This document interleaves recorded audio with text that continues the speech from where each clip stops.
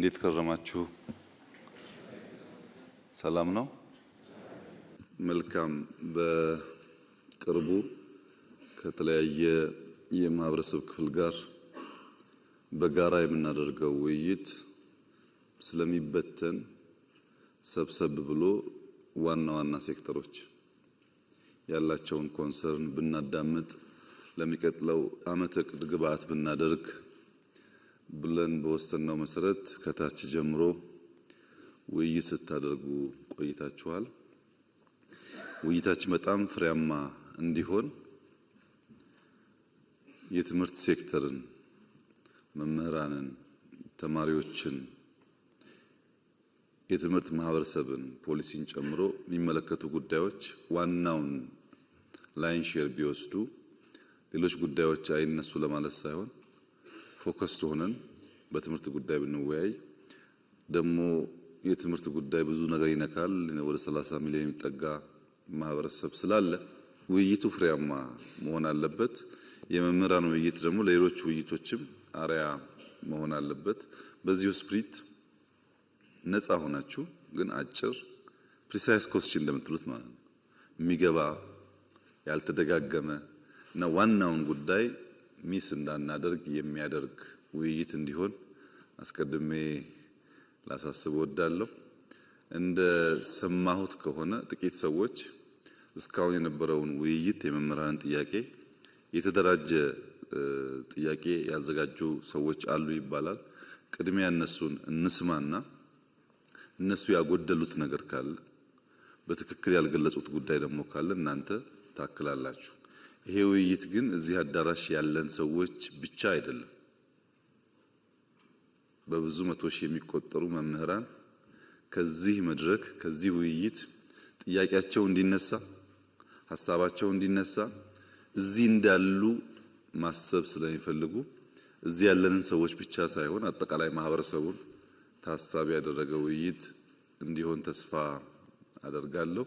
በዚሁ አግባብ አስቀድሜ የተደራጀ ጥያቄ ላላቸው ሰዎች ከሰጠው በኋላ እነሱ ባጎደሉት ደግሞ እናንተ ብትሞሉ ይሻላል የሚል ሐሳብ ነው ያለኝ። ክቡር ጠቅላይ ሚኒስትር ካለው ውድ ጊዜ ቀንሰው የመምህራንን ጥያቄና አስተያየት ሰምተው ምላሽ ለመስጠት በመምጣቶ በመላው የኢትዮጵያ መምህራን ስም ላመስግኖት ፈልጋለሁ። በመቀጠል ትናንት ባየናቸው የልማት ስራዎች ስኬት ለሰጡት አመራርና በአዲስ አበባ ከተማ ደረጃ በከተማ አስተዳደሩ የተከናወኑ ድንቅ ስራዎች የከተማውን ከንቲባ አዳነች አቤቤ ከፍ አድርገን ከርሶ ጋር እናመሰግናለን። ከተማ አስተዳደሩ ለመምህራን በተለይ የሰጠው ትኩረት ለሌሎችም ምሳሌ ይሆናል ከሚል ለርሶም እሳቸውም ቤቱ እንዲያመሰግንልኝ እንዲያጨበጭብልኝ ያያችሁት ስለሆነ ከዚህ ቀጥሎ ሰሞኑን ከታች ጀምሮ ሲወያይ ነበር መምህሩ። እኛም አንድ ቀን ሙሉ ወስደን ስንወያይበት ነው የነበረው። 6 ጉዳዮችን ለይተናል። ግን እኔ ሁለቱ ላይ ብቻ አተኩሬ ለማንሳት እፈልጋለሁ። የመጀመሪያው ያው ከአመጣጤም ከምን እንደሚጀምር ገምታለሁ ክቡር ጠቅላይ ሚኒስትር፣ የደሞዝ ጥቅማ ጥቅምና ምጣኔ ሀብታዊ ጉዳዮችን የሚመለከት ነው። ስለዚህ ዘርዘር አድርጌ ለማቅረብ ያህል የሙያውን ክብር የሚመጥን የኑሮ ውድነቱን መቋቋም የሚያስችል የመምህራን ማህበር ያሳተፈና በጥናት ላይ የተመሰረተ ደሞዝ ጭማሪም ሳይሆን ማስተካከያ ከወቅቱ ሁኔታ ጋር የሚል አንዱ በጣም በስፋት ሁሉም በሚባል ደረጃ ያነሱት ጉዳይ ነው። በከፍተኛ ትምህርትም በአጠቃላይ ትምህርትም በነገራችን ላይ እዚህ ተሰባሰብነው ከከፍተኛ ትምህርትና ከአጠቃላይ ትምህርት የመጣን መምህራን ነን። ሌላው ከመኖሪያ ቤት መስሪያ ቦታ ጋር የሚያያዝ ነው። እዚህ ጋር በተለይ የዩኒቨርሲቲ መምህራን ተደጋጋሚ ሲነሳ የነበረ እርሶም የሚገነዘቡት አቅጣጫ የሰጡት የሚመስለኝ ግን በብዙ ቦታ ተግባራዊ ያልተደረገ ጉዳይ አለ።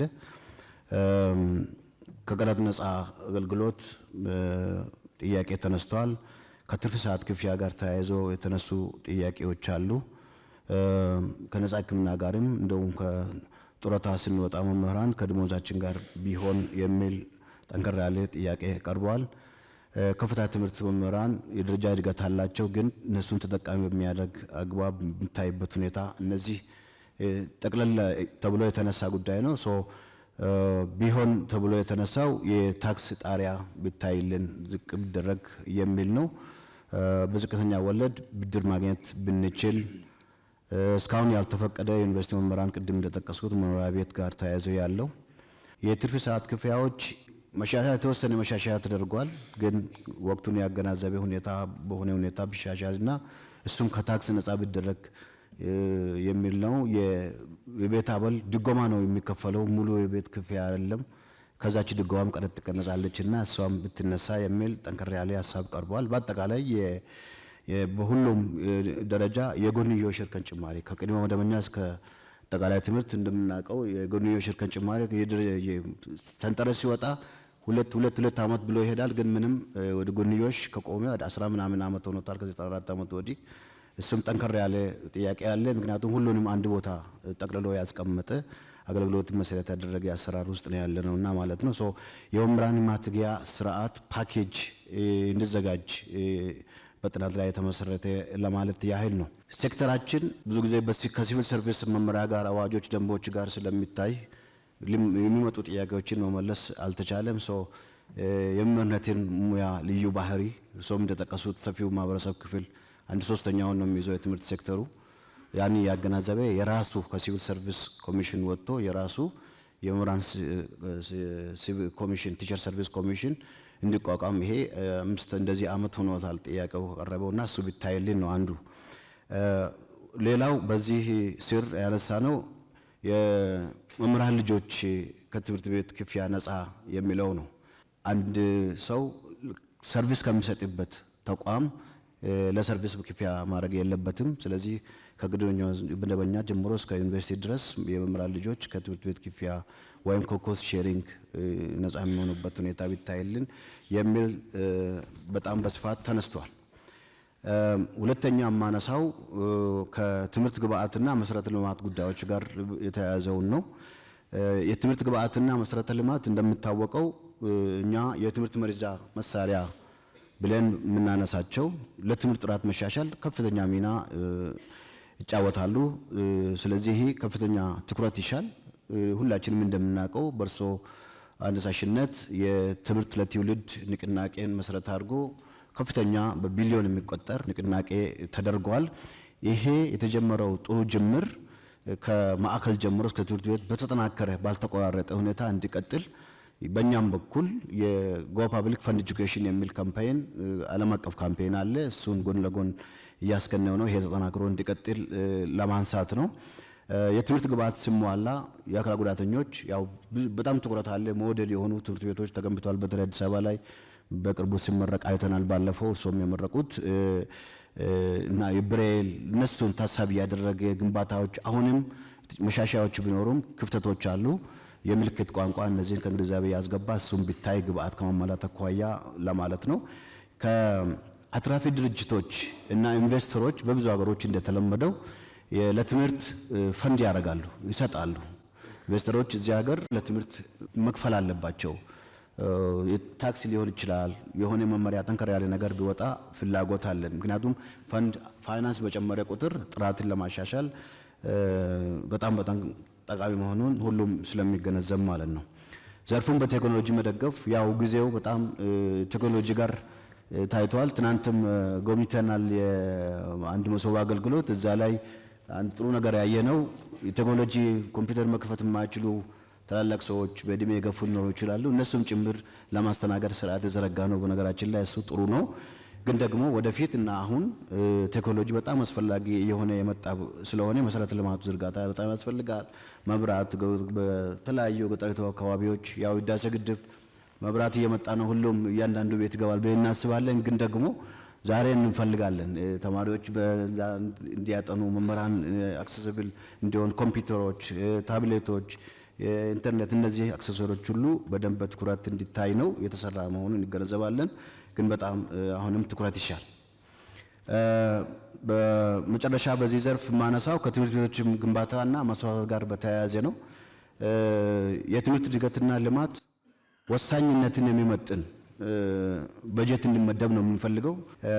በቀዳሚ እመቤት የተገነቡ 30 ሁለተኛ ደረጃ ትምህርት ቤቶች ቀላል አይደሉም። 30 ሺህ የመጀመሪያ ቅድመ መደበኛ ትምህርት ቤቶች ግንባታ፣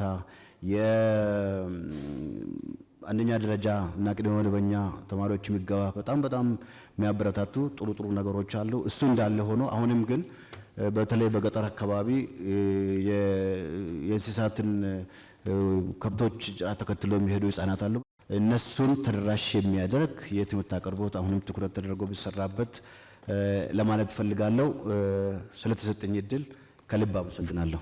ክቡር ጠቅላይ ሚኒስትር ሊያወያዩን ስለወደዱ ትውልድ ለመቅረጽ በሚወጡ በሚወርዱ መምህራን መላ መምህራን ስም ላመሰግኖ እወዳለሁ። ምስጋና ብታቀርቡልኝ ደስ ይለኛል። የምንወያየው በአንድ በኩል የጠፋን ስልጣኔና ትውልድ ያስገኛልና ተግታችሁ ተማሩ፣ በሌላ በኩል ደግሞ ስጡኝና የሀገራችንን ገጽታ በአንድ ምዕተ ዓመት ልለውጠው ስለተባለለት ትምህርት ነው። ስለዚህ ታላቅ ጉዳይ ያሉኝን ሀሳቦች በሁለት አንኳር ነጥቦች ላይ ተመርኩሼ ለማቅረብ እወዳለሁ። እንግዲህ የሙያ ከበረ የሚባለው በብዙ መንገድ ቢሆንም ቅሉ አንደኛው እና ዋነኛው ግን የሙያውን ፋይዳ በሚመጥን አግባብ በሀገር ደረጃ በደማቅ ሁኔታ ማክበር ነው። እንግዲህ መምህርነት ሁሉንም ሙያዎች የሚወልድ ከሆነ የሁሉም ሙያዎች አባት ከሆነ ከሁሉም ሙያዎች በላይ ደምቆ ክብር ሊያገኝ ይገባዋል ብለን እናምናለን። ሌሎችም ሙያዎች ክብር ማግኘት እንዳለባቸው ብናውቅም ቅሉ ስለዚህ ይህን በሀገር ደረጃ በብሔራዊ ደረጃ ከፍሎ የሚከበር ደማቅ ቀን ቢኖረው የሚል ነው። ወደ ሁለተኛው አንኳር ነጥቤ ሲሄድ የዋጋ ግሽበትንና የኑሮ ውድነትን ይመለከታል። እንግዲህ የዋጋ ግሽበትና የኑሮ ውድነቱ በአጠቃላይ የመንግስት ሰራተኛውን በአመዛኙ መምህራንን እጅግ በጣም እያንገላታ እንዳለ የአደባባይ ሀቅ ነው። ስለዚህ እዚህም ጋር ትኩረት ተሰጥቶ እንዲሰራ መምህራን እንፈልጋለን ማለት ነው። እዚሁ ጉዳይ ላይ ሳልወጣ የስራ ዕድል ፈጠራን የሚመለከት ነጥብም ልጨምር። እንግዲህ መምህራን ከታች ጀምረን የምናስተምራቸው ተማሪዎቻችን የስራ ዕድል እንዲያገኙ እንፈልጋለን። ሶስቱን የስራ ዕድል ለመፍጠር ደግሞ በተለይ የስራ ባህልን ለማሻሻልና በፕሮጀክቶች አፈጻጸም ላይ እየተደረገ ያለውን ጥረት ከፍ ለማድረግ የስራ ባህል ለውጥ እንቅስቃሴ ሀገራዊ ጉዳይ ማድረግ ተገቢ እንደሆነ እናምናለን። በዚህም ስራ ላይ መምህራን ሚናቸው ከፍተኛ ስለሆነ ታምኖ የስራው አካል እንዲሆኑ በተለይ የስነ ጽርጸቱ አካል እንዲሆኑ ቢደረግ ለማለት ነው። በሌላ በኩል ፍትሃዊ የሀብት ክፍፍልን ማጠናከር አማራጭ የሌለው መፍትሄ እንደሆነም እናምናለን። ስለዚህ በሀገር ደረጃ ፍትሃዊ የሀብት ክፍፍል እንዲኖር በዛ የሀብት ክፍፍል ሂደትም መምህራን በስራቸው ልክ በተሰጣቸው ተልዕኮ ልክ እና በሚወጡት ኃላፊነት ልክ የሀብት ክፍፍሉ ተጠቃሚ እንዲሆኑ ማድረግ ቢቻል ነው። እዚሁ ጋር ሌላኛው ጉዳይ የጦርነት አዙሪትን በተመለከተ ነው። እንግዲህ ሀገራችን ኢትዮጵያ ከጦርነት አዙሪት እንድትወጣ ፍላጎቶችን ወይም ጥያቄዎችን በሰለጠነ መንገድ በፖለቲካዊ ውይይትና ድርድር መፍታት እንዳለብን ተደጋጋሚ ጥያቄዎች ይነሳሉ፣ እንሰማለን፣ በመገናኛ ብዙሃን እንሰማለን፣ እኛም እንናገራለን። ነገር ግን ጦርነቱ ላይ እንደ ጨከነው ሁሉ የትኛውም ወገን ጦርነት ላይ የገባ የትኛውም ወገን ጦርነቱ ላይ የጨከነውን ያህል ሰላሙ ላይ መጨከን አለበት። ጦርነቱ ላይ የጨከነውን ያህል ብቻ ሳይሆን ጦርነቱን ምንድነው ለማካሄድ ከጨከነበት በላይ ለሰላም መጨከን አለበት ብለን እናስባለን እኛ መምህራን። እና የሀገራችን ሰዎች ቀደምቶቹ እንዲህ ይላሉ አሉ፣ ህዝብንና ሀገርን የትኛውም እብሪተኛ እንዳያጠቃ ብትሽቱ ጥርሳችሁን ነክሳችሁ ችላችሁ የእርቅንና የመዋሃድን መንገድ ምረጡ ነው። ስለዚህ መምህራንን ያሳተፈ የእውነት ሀገራችን ሰላም ስለሚያስፈልጋት፣ ህዝባችን ሰላም ስለሚያስፈልገው፣ ሀገራችን ልማት ስለሚያስፈልጋት፣ ህዝባችን ሰላም ስለሚያስፈልገው የእውነት ከልብ ወደን ለመምህራን ተልኮውን የሰጠንለት ያኔ እኔ ሁሉ ነገር ሰላም ሆኗል ብዬ አስባለሁ። ግን አሁን የምንዋረደው ባስተማርናቸው ልጆቻችን ነው። ስለዚህ ይህንን እውነት ነው በአንድ ቀን ለመቀበል ሊቸግር ይችላል። ነገር ግን ይህንን ከመሞከር ወደ ኋላ ባንል የሚል ነው። በሌላ በኩል የወል ትርክትን በተመለከተ ነው ላነሳ የወደድኩት ነጥብ። እንግዲህ መምህራኑ እዚህ ያሉት እንደሚያስተምሩት የሀገር ታሪክ ስልጣኔንና ዝማኔን የሀያልነትም መሰረት ነው ብለው ያስተምሩናል መምህራን። ታሪክን ማወቅ የዓለምን ህዝብ አነዋወር ከየት ወደ የት እንደሆነ ለመገንዘብ ስለሚረዳ ነው። በሌላ በኩል ክፉውን ላለመድገም በጎውን ደግሞ በእጅጉ ለመደጋገም ነው ታሪክን የምንማረው። እርስዎ አፍ ላይ አይጠፋም፣ ይሄ በተደጋጋሚ ነው የምንሰማው።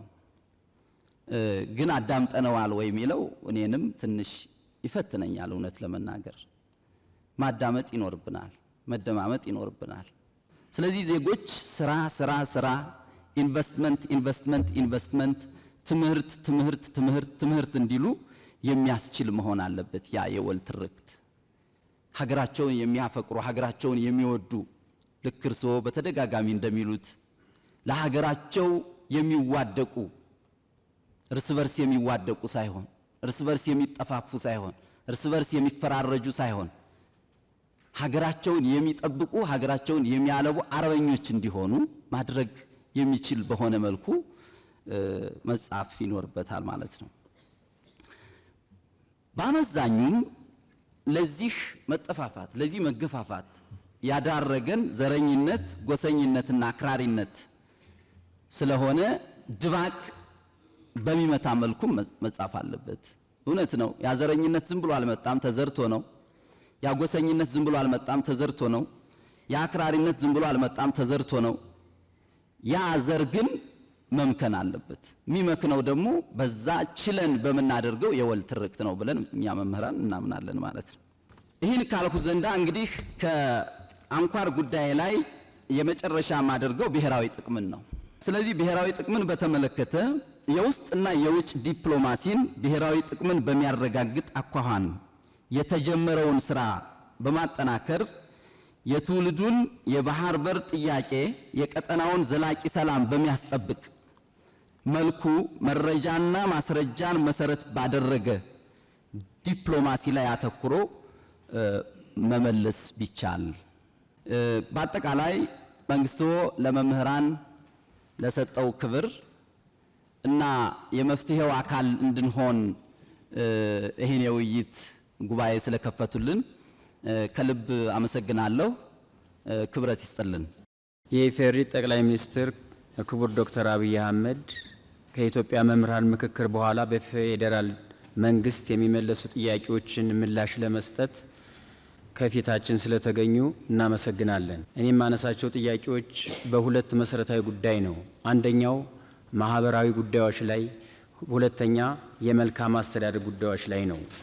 እነሱን ጥር አድርጌ ለማቅረብ ሞክራለሁ።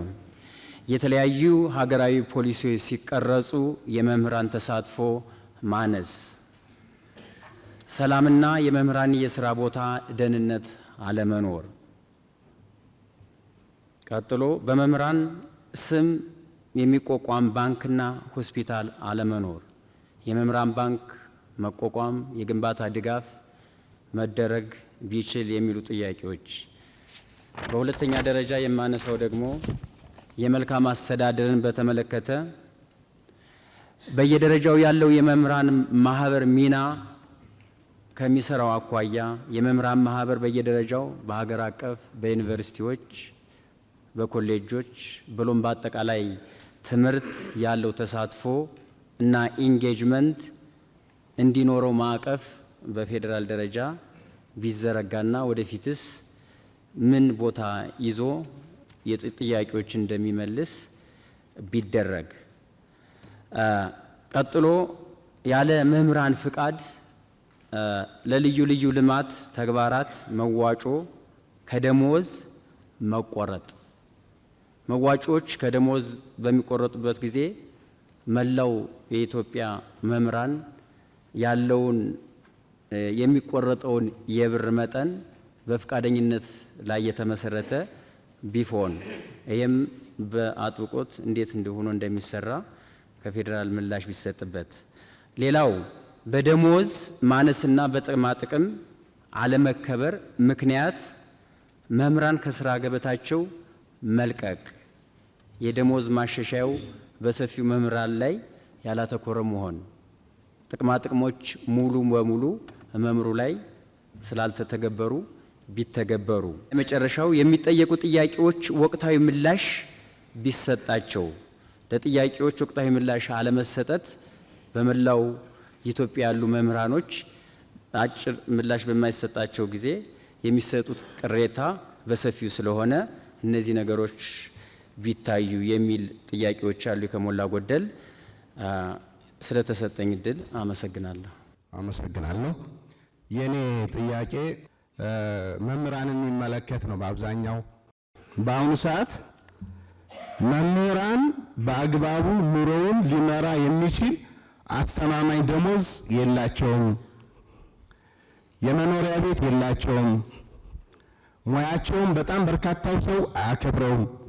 ይህ ሁሉ ነገር ደግሞ ስንመጣ ከሕክምና፣ ከደህንነት፣ ከሞራል፣ ከቴክኖሎጂ አጠቃቀም ከዛ በተጨማሪም ደግሞ መንግስት ያወጣው ያጸደቀው የጄጄ ክፍያ በወቅቱና በሰዓቱ እየተከፈላቸው አይደለምና ይህንን ነገር መንግስት በዘላቂነት ለመፍታት ምን አስቧል? ሁለተኛው ጥያቄ ለትምህርት ቤቶች ከሚመደብ በጀት አንጻር ነው። አሁን ላይ ያለው የትምህርት ቤቶች በጀት በ1996 ዓመተ ምህረት የተጻፈ መመሪያ ነው። ለአንድ ተማሪ 10 ብር ይመደብለታል። በ1996 ዓመተ ምህረት አንድ ደስታ ወረቀት 30 ብር ነበር። አሁን ላይ ደግሞ 1300 ብር ነው። ስለዚህ በጣም በርካታ ትምህርት ቤቶች አስተማማኝ በጀት የላቸው። አስተማማኝ በጀት ከሌላቸው ደግሞ ጥሩ ትምህርት ሊሰጡ አይችሉም። እኔ ከተማ አካባቢ ያሉ ትምህርት ቤቶችን ሳይሆን ምናልባት ክቡር ዶክተር አብይ ወደ ታች ያሉ ገጠራማ ቦታዎች ምንም አይነት በጀት የሌላቸው አለ። ስለዚህ እነዚህን ትምህርት ቤቶች ከመደገፍ አንጻር መንግስት ምን ያሰበው ነገር አለ? ከዚህ በተጨማሪ ከትምህርት ቤቶች ቦታ አንጻር ካርታ፣ የይዞታ ደብተር እንዲመቻችላቸው ከማድረግ አንጻር ምን የታሰበ ነገር አለ ነው ያሉት ጥያቄዎች እነዚሁ ነው። እሱን ሳላመሰግን ደግሞ መሄድ የሌለብኝ ሀሳብ ስላለ ሰዓት እንዳልበላ አንዲት ደቂቃ ሀሳቤን እገልጻለሁ። አባይ በተገቢው መንገድ እንዲገደብ፣ የበጋ መስኖ በተገቢው መንገድ ተግባራዊ ተደርጎ ኢትዮጵያ ስንዴ ኤክስፖርት እንድታደርግ፣ የኮሪደር ልማት በተገቢው መንገድ በሀገር ደረጃ እንዲስፋፋ፣ የተለያዩ ኢትዮጵያን አንድ ሊያደርጉና ሊያኮሩ የሚችሉ ጥሩ ጥሩ ስራዎችን በመስራትዎትና ቴክኖሎጂ በተገቢው መንገድ እንዲስፋፋ በማድረግዎት ምናልባት ቤቱ ክብር ቢሰጥልኝ ደስ ይለኛል። አንድ ጊዜ ታንጨበጭቡልኝ ማለት ነው። ምክንያቱም እኛ ኢትዮጵያውያን መሄድ ካለብን ጥሩ ነገሮችን አፕሪሼት አድርገን መስተካከል ያለባቸውን ደግሞ ሀሳብ ሰጠን የመፍትሄ ሀሳቦች ስንሆን መሪዎችም ይበረታሉ፣ የሚመጣውም እንደዛው ማለት ነው። እና ሀሳብ ይሄ ነው። አመሰግናለሁ። እጅግ አድርጌ አመሰግናለሁ። በከፍሉ አልተነሳም ብዬ ያሰብኳቸውን ጉዳዮች አጠር አድርጌ እዚህ ጋር ለማስቀመጥ ነው የምሞክረው። ከትምህርት አጀንዳ ሳልወጣ አንዳች ነገር እዛ ጋር ለመጨመር በሙያዎች መካከል ያሉ ልዩነቶች ትውልዱ የመምህርነትን ሙያ በእጅጉ እንዲጠላ አድርጎታል። አንድ የሁለተኛ ወይንም የሶስተኛ ዲግሪ ያለው መምህር ያለው ክብርና አንድ በሌላ ሴክተር ላይ የመጀመሪያ ዲግሪ ያለው ሰው የሚሰጠው ክብር እኩል አይደለም። ክፍያም እኩል አይደለም። በተለይ ክፍያም በተመለከተ ሌላኛው ደግሞ በመሰረተ ልማቶች አካባቢ ትናንት ተዘዋውረን በአዲስ አበባ መስተዳድር አካባቢ ያየናቸው ደስ ብሎናል። በእውነት እኔ እንደራሴ ኢትዮጵያ ውስጥ ያለውም አልመሰለኝም። በእውነቱ እጅጉን ለመናገር የእግር ጉዞ አድርገን ነበር ተዘዋውረን ስናይ ነበረው። አንዳች ድካም ባልተሰማን ለምን ያልቃል የሚል ስሜት ሁሉ ነበረ ጉብኝቱ። ይህ ደግሞ አዲስ አበባ የጋራ ቤታችን በመሆኗ የጋራ ቤታችን ደግሞ በዚህ ልክ እየለማ በሆኑ እጅግ በጣም ደስታን ዘርቶልናል። እግዚአብሔር ይስጥልን። መሪያችንን እግዚአብሔር ይጠብቅልን። ከእግዚአብሔር የተሰጠ መሪ ነው ብዬ እኔ ራሴ ወስጄዋለሁ። ሌላኛው ደግሞ በመሰረተ ልማቶች ጉዳይ ላይ እዚህ እስከመጣን ዘንዳ የራሳችንን ጉዳይ ብቻ አንስተን ከምንሄድ የምንኖረው ከማህበረሰቡ ጋር ተቀላቅለን ስለሆነ መሰረታዊ ልማቶች አካባቢ ላይ በአዲስ አበባ በሚለማው ልክ ክልሎች ላይ ክልል አካባቢ ያሉ ማህበረሰቦች ግንዛቤ ያላቸው ግንዛቤ በጣም ዝቅተኛ ነው። በዚህ ተዋረድ በየደረጃው ያሉ አመራሮች ከላይ ቢያዙልን እውነተኛ አሁን ባለንበት አካባቢ ላይ ሆነን ስናይ እነዚህ አዲስ አበባ ላይ የሚደረጉ መሰረተ ልማቶች እንዴት በፈጠነ ሁኔታ መሄድ አለባቸው? አመራሮቹስ የበጀት አጠቃቀማቸውን እንዴት ማስተካከል አለባቸው? ማህበረሰብን እንዴት አነቃቅተው ነው? ሰውስ በገጠሩና በየክልሉ አካባቢ ያሉ ሰዎች የሥራ ባህላቸውን እንዴት ነው መቀየር የሚችሉት? ይሄ ተልእኮ በየደረጃው ላሉት አመራሮች ተሰጥቶ በእውነት ክትትልም ተደርጎ በየአካባቢው በየክልሉ በየወረዳውና ከተማ ቦርድ አገራችንን በጠበቅነው ልክ ትለማለች የሚል ሀሳብ ስላለኝ ነው። ለተሰጠኝ እድል እጅግ አድርጌ አመሰግናለሁ። እሺ፣ አመሰግናለሁ። ክቡር ጠቅላይ ሚኒስትር ለሰጡን እድልና ጊዜዎትን መስዋዕትነት አድርገው ችግሮቻችንን ለማዳመጥ እዚሁ ስለተገኙ እናመሰግናለን። እኔ ብዙ ነገር ተነስቷል። ነገር ግን ትላንትና በተለያየ ቦታ በአዲስ አበባ ዙሪያ ተመልክተን ስናይ ትልልቅ ፕሮጀክቶች በጣም ባጭርና ውጤታማ በመልኩ ተሰርተው አይተናል። ነገር ግን ከዚህ ውስጥ አንዱም ደግሞ በተለይ በከፍተኛ ትምህርት ተቋም ላይ የኑሮ ውድነቱን ከማስተካከል ወይንም የደሞዝ ማስተካከያ ከመደረጉ በፊት እስኪደረግ እንኳን ባለው ጊዜ ውስጥ እነዚህን ችግሮች ይቀርፋሉ ብዬ ከማስበው አንዱ የሸማቾች ማህበር በአዲስ አበባ ላይ በተለያዩ ቦታዎች ተቀምጠዋል። እነዚህ የሸማቾች ማህበር በጣም በዝቅተኛ ዋጋ ኢቭን አርሶ አደሩ አምርቶ በሚያቀርበው ዋጋ ለተጠቃሚው ሲደርስ አይተናልና ይህንን ነገር ምናልባት በከፍተኛ ትምህርት ተቋም ደረጃ ባሉ መምህራኖች የኑሮ ውድነቱን ከመቋቋም ወይንም ኢንፍሌሽኑን ከመቆጣጠር አንጻር ወደዛ አቅርቦት ከክልል መንግስታት ጋር በመነጋገር አቅርቦት ማድረግ ይቻል ይሆን ወይ ነው የመጀመሪያ ጥያቄ። የሁለተኛ ጥያቄ ያው መንግስት እንደ መንግስት ትምህርትን ከጥራት ጋር አስተሳስሮ ትልቅ ስራ እየሰራ እንደሆነ ይታወቃል። ከዚህ ጋር ምናልባት ብዙውን ጊዜ እንደ ጥቃቅን ተደርገው የሚነሱ ነገር ግን ከበጀት ጋር ተያያዥነት ያላቸው የትምህርት ጥራትን ከሚያስጠብቁ ግብዓቶች ጋር ጥያቄ ይነሳል። በአንድም ይሁን በሌላ ዩኒቨርሲቲዎች ለትምህርት ሚኒስቴርም በተለያየ አጋጣሚ ይጠይቃሉ። ነገር ግን ለትምህርት ዘርፉ እንዳጠቃላይ ጥራትን ሊያስጠብቅ በሚችል ደረጃ በቂ የሆነ በጀት መመደብ ይቻል ይሆን ወይ? ይሄ ነው።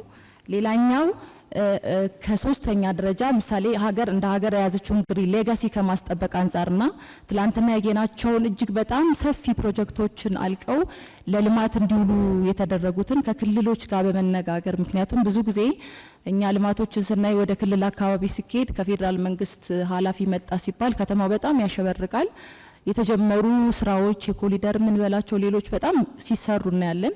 በማግስቱ ግን ሲቆሙ ነው የምናየው። ይሄ ማለት ቀጣይነት ያለውን ልማት ለማምጣት ስለሚያስቸግር እንደ አዲስ አበባ ሁሉም በመላ ሀገሪቱ ያሉት የልማት አውታሮች ኃላፊነትን ተቀብለው የሚሰሩ ከቀበሌ እስከ ክልል አመራር ይህን ነገር እውነት በእናንተ ልክ ተረድተውታል ወይ?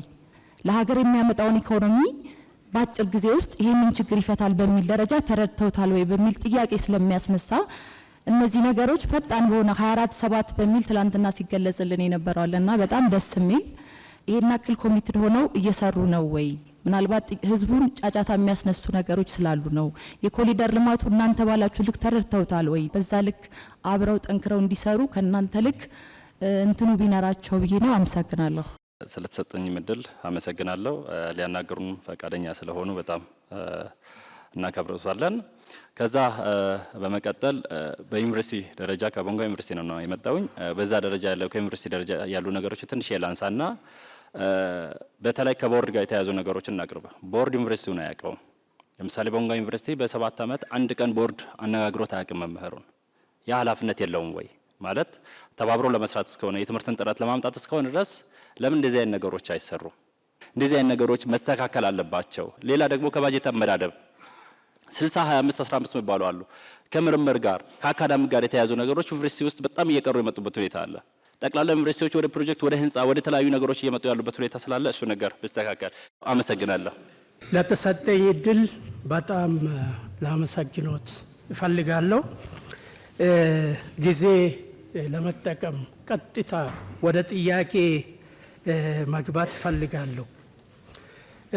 ከለውጡ ጋር በተገናኘ በግሪጎሪያን ካላንደር በ2018 ኤጁኬሽን ሮድ ማፕ በ2023 ጠቅላላ የስርዓተ ትምህርት ለውጥ መደረጉን እናውቃለን። ሆኖም ግን ይህ ስርዓት ለውጥ ለሀገር በቀል ቋንቋዎች ትክክለኛ ትኩረት የሰጠ አይመስለኝም።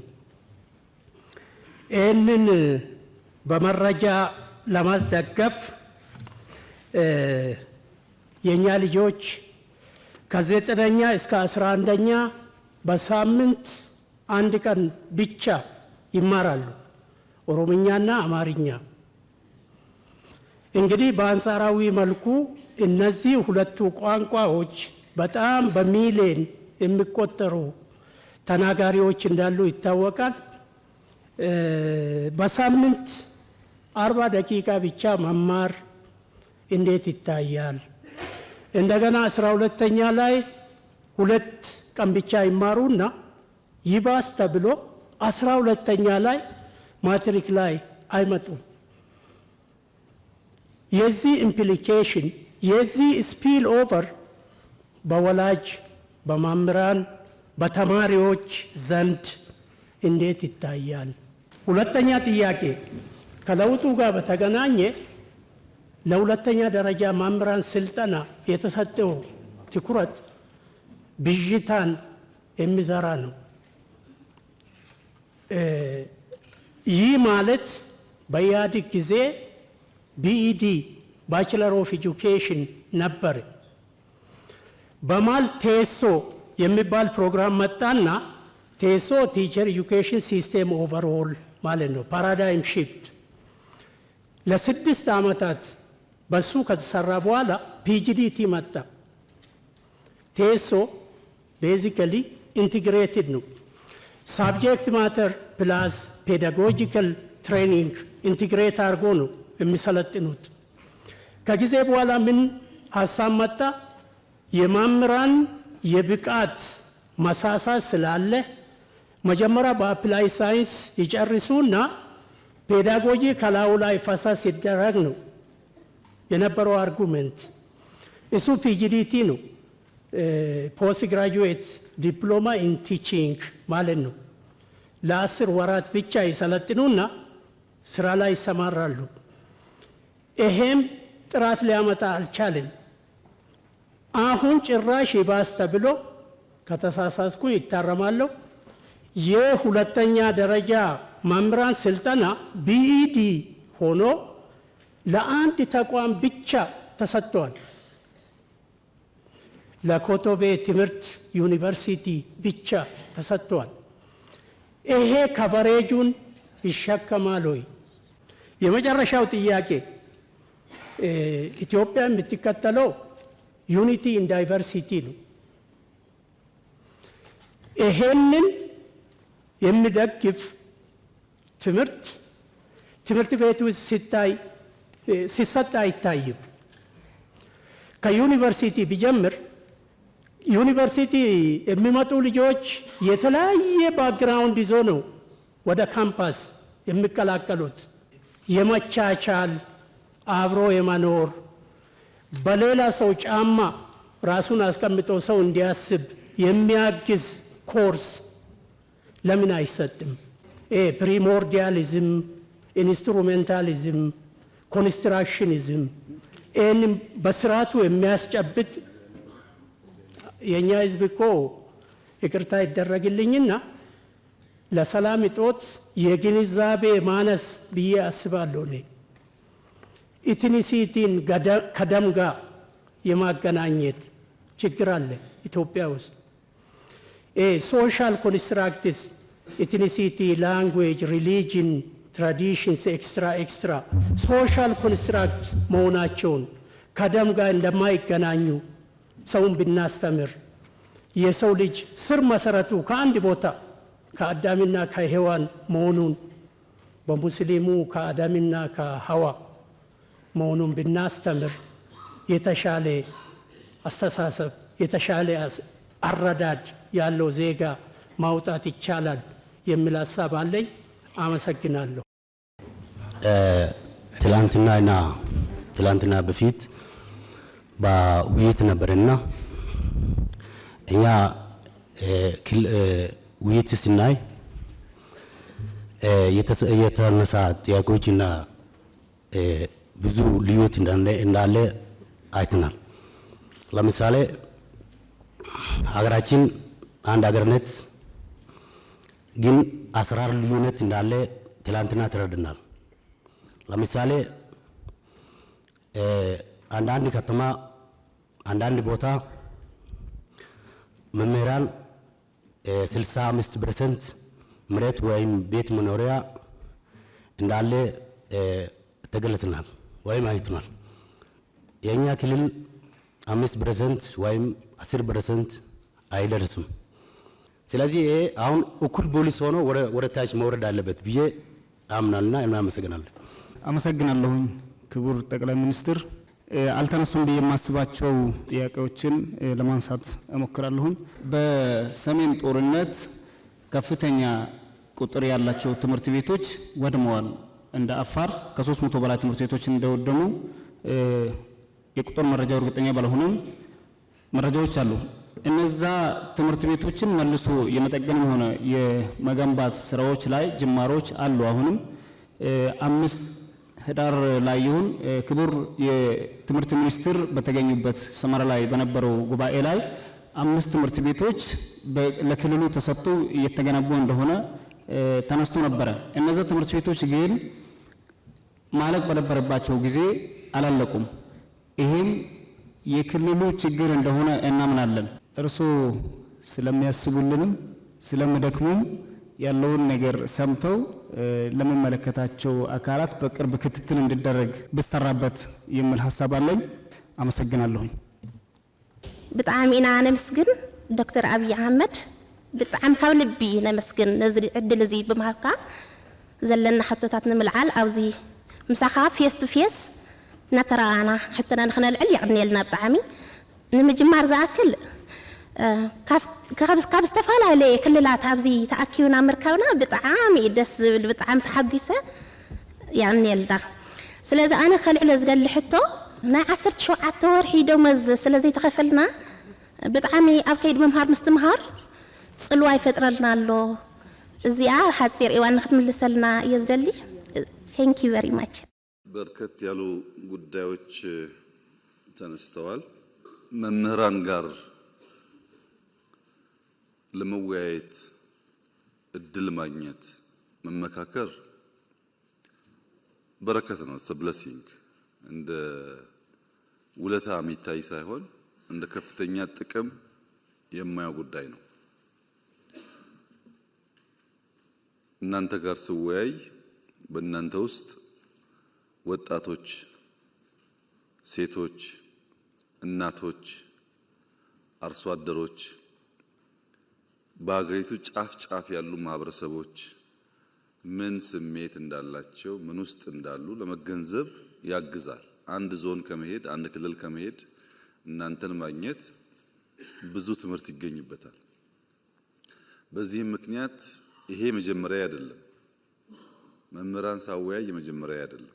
መጀመሪያ 2000 ገደማ ከሃይ ስኩልም ከዩኒቨርሲቲም ተቀላቅለው አይ ተደባለቅን ሲባል ደግሞ ሃይ ስኩል ለብቻ ዩኒቨርሲቲ ለብቻ ዩኒቨርሲቲ ፕሬዝዳንቶች ለብቻ አወያይቼ አውቃለሁ እና አዲስ አይደለም። ከዚህ ቀደምም ተምሬበታለሁ። ዛሬም ብዙ ነገር አይቼበታለሁ። ወደፊትም እድል ካገኘን እንዲሁ እየተመካከር እየተወያየን እንሄዳለን። ማስረሻ የሚባል መምህር ነበረኝ፣ የማትስ መምህር። ሁልጊዜ ለርኒንግ ባይ ኢንኳየሪ ይላል። ለማወቅ ከፈለክ ጠይቅ ይላል እና መምህራን የሚያራክስ መምህራንን ዝቅ የሚያደርግ አስተሳሰብ እኛ አካባቢ የለም። ሌላ ቦታ ፈልጉት። በጣም ነው የምናከብራችሁ፣ አስፈላጊ እንደሆናችሁ እናምናለን። በኔ ልክ እናንተንም ወታደርንም በፓርላማ ሬኮግናይዝ ያደረገ መንግስት ያለ አይመስለኝም። ያን የማደርግበት ምክንያት ከልቤ ስለማምንበት ነው። መምህራን ሚናቸው ከፍተኛ ነው ብዬ ስለማምን እና አሁንም ውይይት የመጣችሁት ለይስሙላ አይደለም። እያንዳንዷ ፖይንት ተለቅማ እንዴት አድርገን እንደምንሰራባት ለማየት ነው። የሰው ልጅ ፍላጎት እኮ አይሞላም። ደሞዝ ቢጨመር ቤት ቢሰራ ሰው ነን። ፍላጎታችን እያደገ ነው የሚሄደው። ከዘመን ጋር ለማደግ መጓጓትም ተገቢ ነገር ነው። ትናንትና 100 ብር ነውና አሁንም 100 ብር አይባልም። ማንኛውም የሰው ልጅ ህይወት እየተቀየረ ይሄዳል። ለዚህ ነው ፋክት ላይ ባላንስ እያደረጉ መሄድ ኢምፖርታንት የሚሆነው። በደንብ ስለምትደመጡ ከናንተ ጋር ፖለቲካሊ ባያዝ ወይም በሆነ ሰፈር ባያዝ ሳትሆኑ እውነተኛ ጉዳይ ካላመጣችሁ በቀር ያሳስታል። ፓርላማ ሲሆን ይገባኛል። አላየሁም አልሰማውም ብሎ ቢከስሰው ይገባኛል።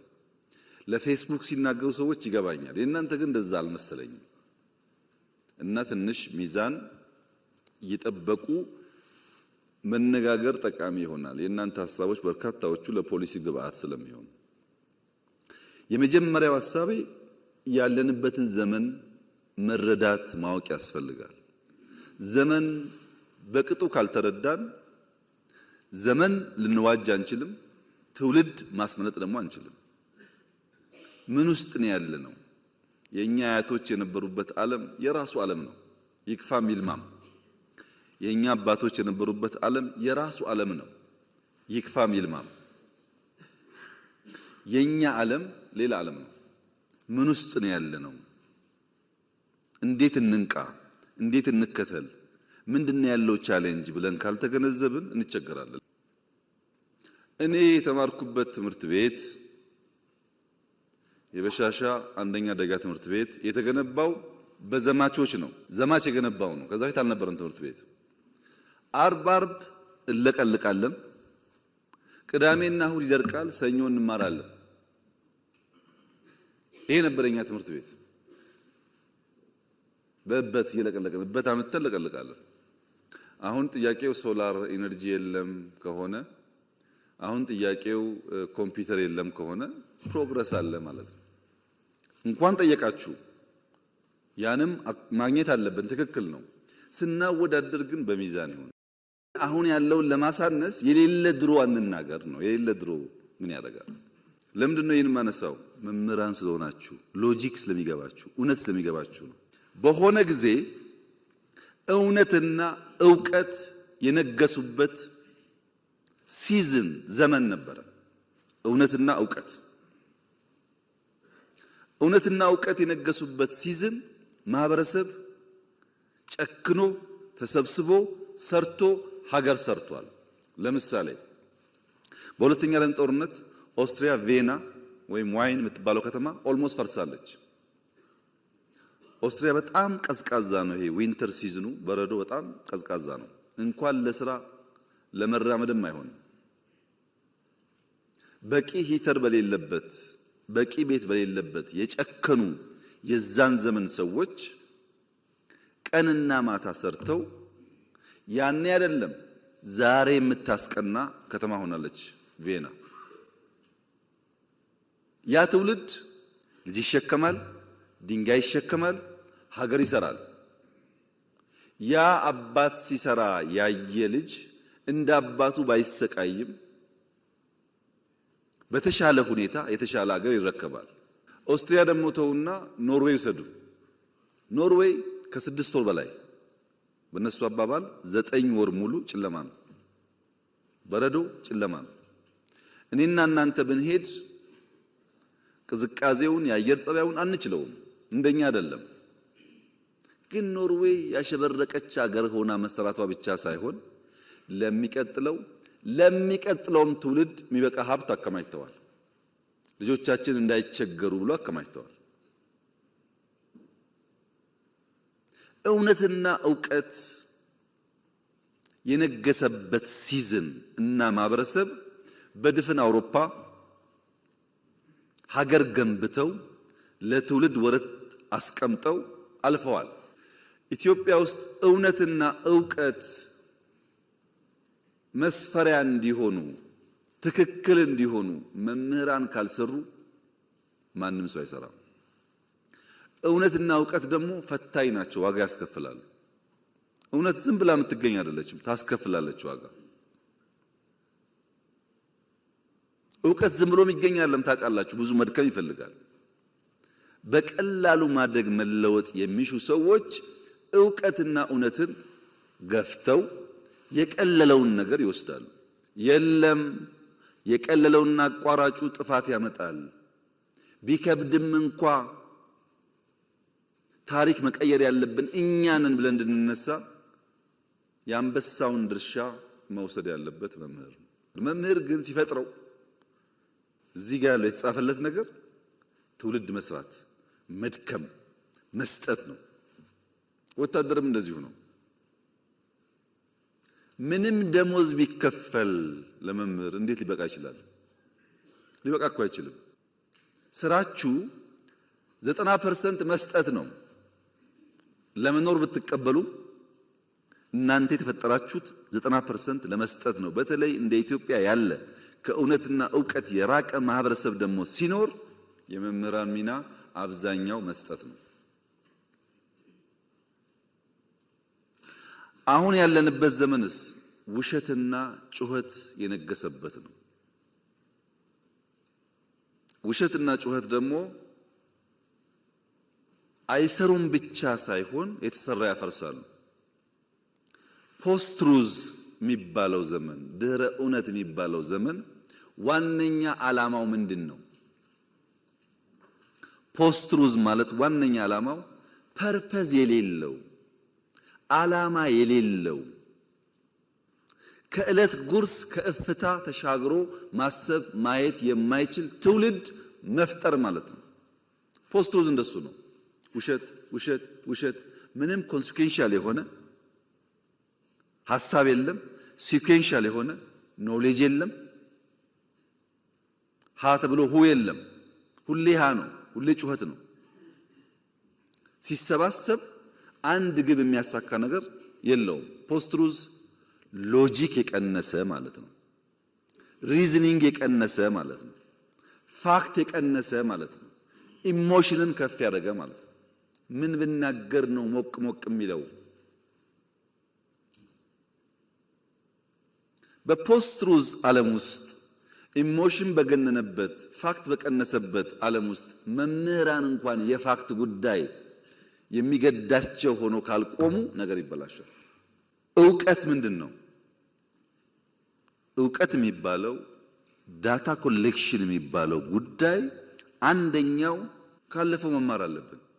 ለምሳሌ ፖለቲከኞች ኦኬ ኃይለ ሥላሴ እንዴት ወደቁ? ደርግ እንዴት አድርጎ ነው የጣላቸው? ምን ችግር ነበረበት? ደርግ ንጉሱን ሲጥል ምንድነው ያበላሸው ነገር? እሺ ኢህአዴግ የሚባለውስ እንዴት መጥቶ ደርግን ያሸነፈው? ከዛ ያሁኑስ እንዴት መጣ? እቺን እንኳን ለመማር ዝግጁ ካልሆኑ ደርግ ያደረገው ለመድገም ኢህአዴግ ያደረገው ለመድገም እኛ ያደረግነው ለመድገም ከሆነ እንዴት ይሆናል? ከታሪክ መማር ማለት ትናንት ያለፈውን ነገር በወጉ ባያስ ሳይሆኑ ጀጅመንታል ሳይሆኑ መፈተሽ ማለት ነው። ለምሳሌ ትናንት ቤተ መንግስት ጎብኝታችኋል። እኔ እዚህ ቢሮ ስመጣ ያኛውን ቤተ መንግስት ተውት፣ ይሄ ያለውበት ቦታ ምነግራችሁ 100% እውነት ነው። ከዚህ ወጣችሁ 5 ደቂቃ ወክ ብታረጉ ሽንት ቤት የምታገኙት ልክ እንደ ከተማ ውስጥ እንዳለ ቆሻሻ ቦታ እንደዛው ነው። መሄድ አትችሉም። በጣም የቆሸሸ በጣም የሚያስጠላ ግቢ ነው። ይሄንን ከሰራን በኋላ እንደምታውቁት ይሄንን ግቢ የሰራነው ለምነን ነው። ከምንም የታዝነቲንግ ቱዱ ከመንግስት በጀት ጋር እዚህ ግን 1 ሚሊዮን ሰው ነው በአመት የጎበኘው ዩኒቲ ፓርክ። ብር አገኘን። በእኛ ብር ፈረንሳዮች አገዙን። ፕራይቬት ሴክተር ጨመርንና ታች ደግሞ ሄደን ገነባን። ምን ገነባን? ታች ቪዲዮ አይታችሁ ከሆነ መድገም አያስፈልግም። ሰው የጠላት ገንዘብ እንኳን ቢሆን እንደዛ አድርጎ አይጥልም። እንኳን የራሱን የሀገሩን ታሪክ ተውና የጠላት እንኳን ቢሆን ከማረከ በኋላ ወልወል አድርጎ ይጠቀምበታል። ይሄ ግን የኛ ሀብት ነው። እዛ ያያችሁት ወርቅ እኮ የማንም መንግስት ወርቅ አይደለም፣ የኢትዮጵያ ወርቅ ነው። ወርቅ ይዞ የነገሰ እኮ የለም፣ ነክሶ ነው ወርቅ ያገኘው። እንዴት ሰው የራሱን ታሪክና ሀብት አቆሽሾ ይጥላል? ትክክል አይደለም። እዛ ታሪክ ውስጥ የማይመች ጉዳይ ሊኖር ይችላል፣ እንማርበታለን። ታሪክ ነው፣ አንቀይረውም። ፋሲልን ተመልከቱ። ከተሰራ 390 ዓመት ገደማ ነው። በ390 ዓመት ጊዜ ውስጥ ጣሊያን ሲመጣ መጥቶ አፍርሶት ነበር። የተወሰነ ቦታ አፍርሷል። እንዴት ለ100 ዓመት ያንን ነገር ሳንጠግን ኖርን ብሎ መጠየቅ ሲገባው እንጠግነው ሲባል አትንኩት ነው ያለው። አሁን አይታችኋል ለውጡን። ከዛ የመጣችሁ እንደምታውቁት በየትኛው መመዘኛ እንኳን ለኢትዮጵያ ለአፍሪካም ቢሆን የሚያኮራ ነገር ነው። ምንም መጥፎ ነገር የለበት። መጠበቅ ግን አለበት፣ መጠበቅ አለበት። እያንዳንዱ ታሪክ ቦታ ላሊበላም ይሁን ፋሲልም ይሁን ጀጎልም ይሁን አባጅፋርም ይሁን አላላኬላም ይሁን እዚህ ያሉ ፓላሶችም ይሁኑ ይሰሩ ይጠገኑና ለትውልድ ይለፉ ያለበት ምክንያት እያንዳንዱ ውስጥ ዕውቀትና ትምህርት አለ። ሁለተኛው ዕውቀትና እውነት ቢፈልጉት ያለንበትን አውድ መገንዘብ ነው። ዘረኝነት፣ ሰፈርተኝነት፣ መንደሬነት የተንሰራፋበት ብቻ ሳይሆን እንደ ካንሰር ሴል ነው ራሱን በራሱ እያዋለደ የሚሄደው። ባይዘወይ ሰዎች ዘረኝነት ሲባል ይሄ የኦሮሞ አማራ ወይም ጉራጌ ወላይታ ይመስላችኋል? እንደዛ አይደለም።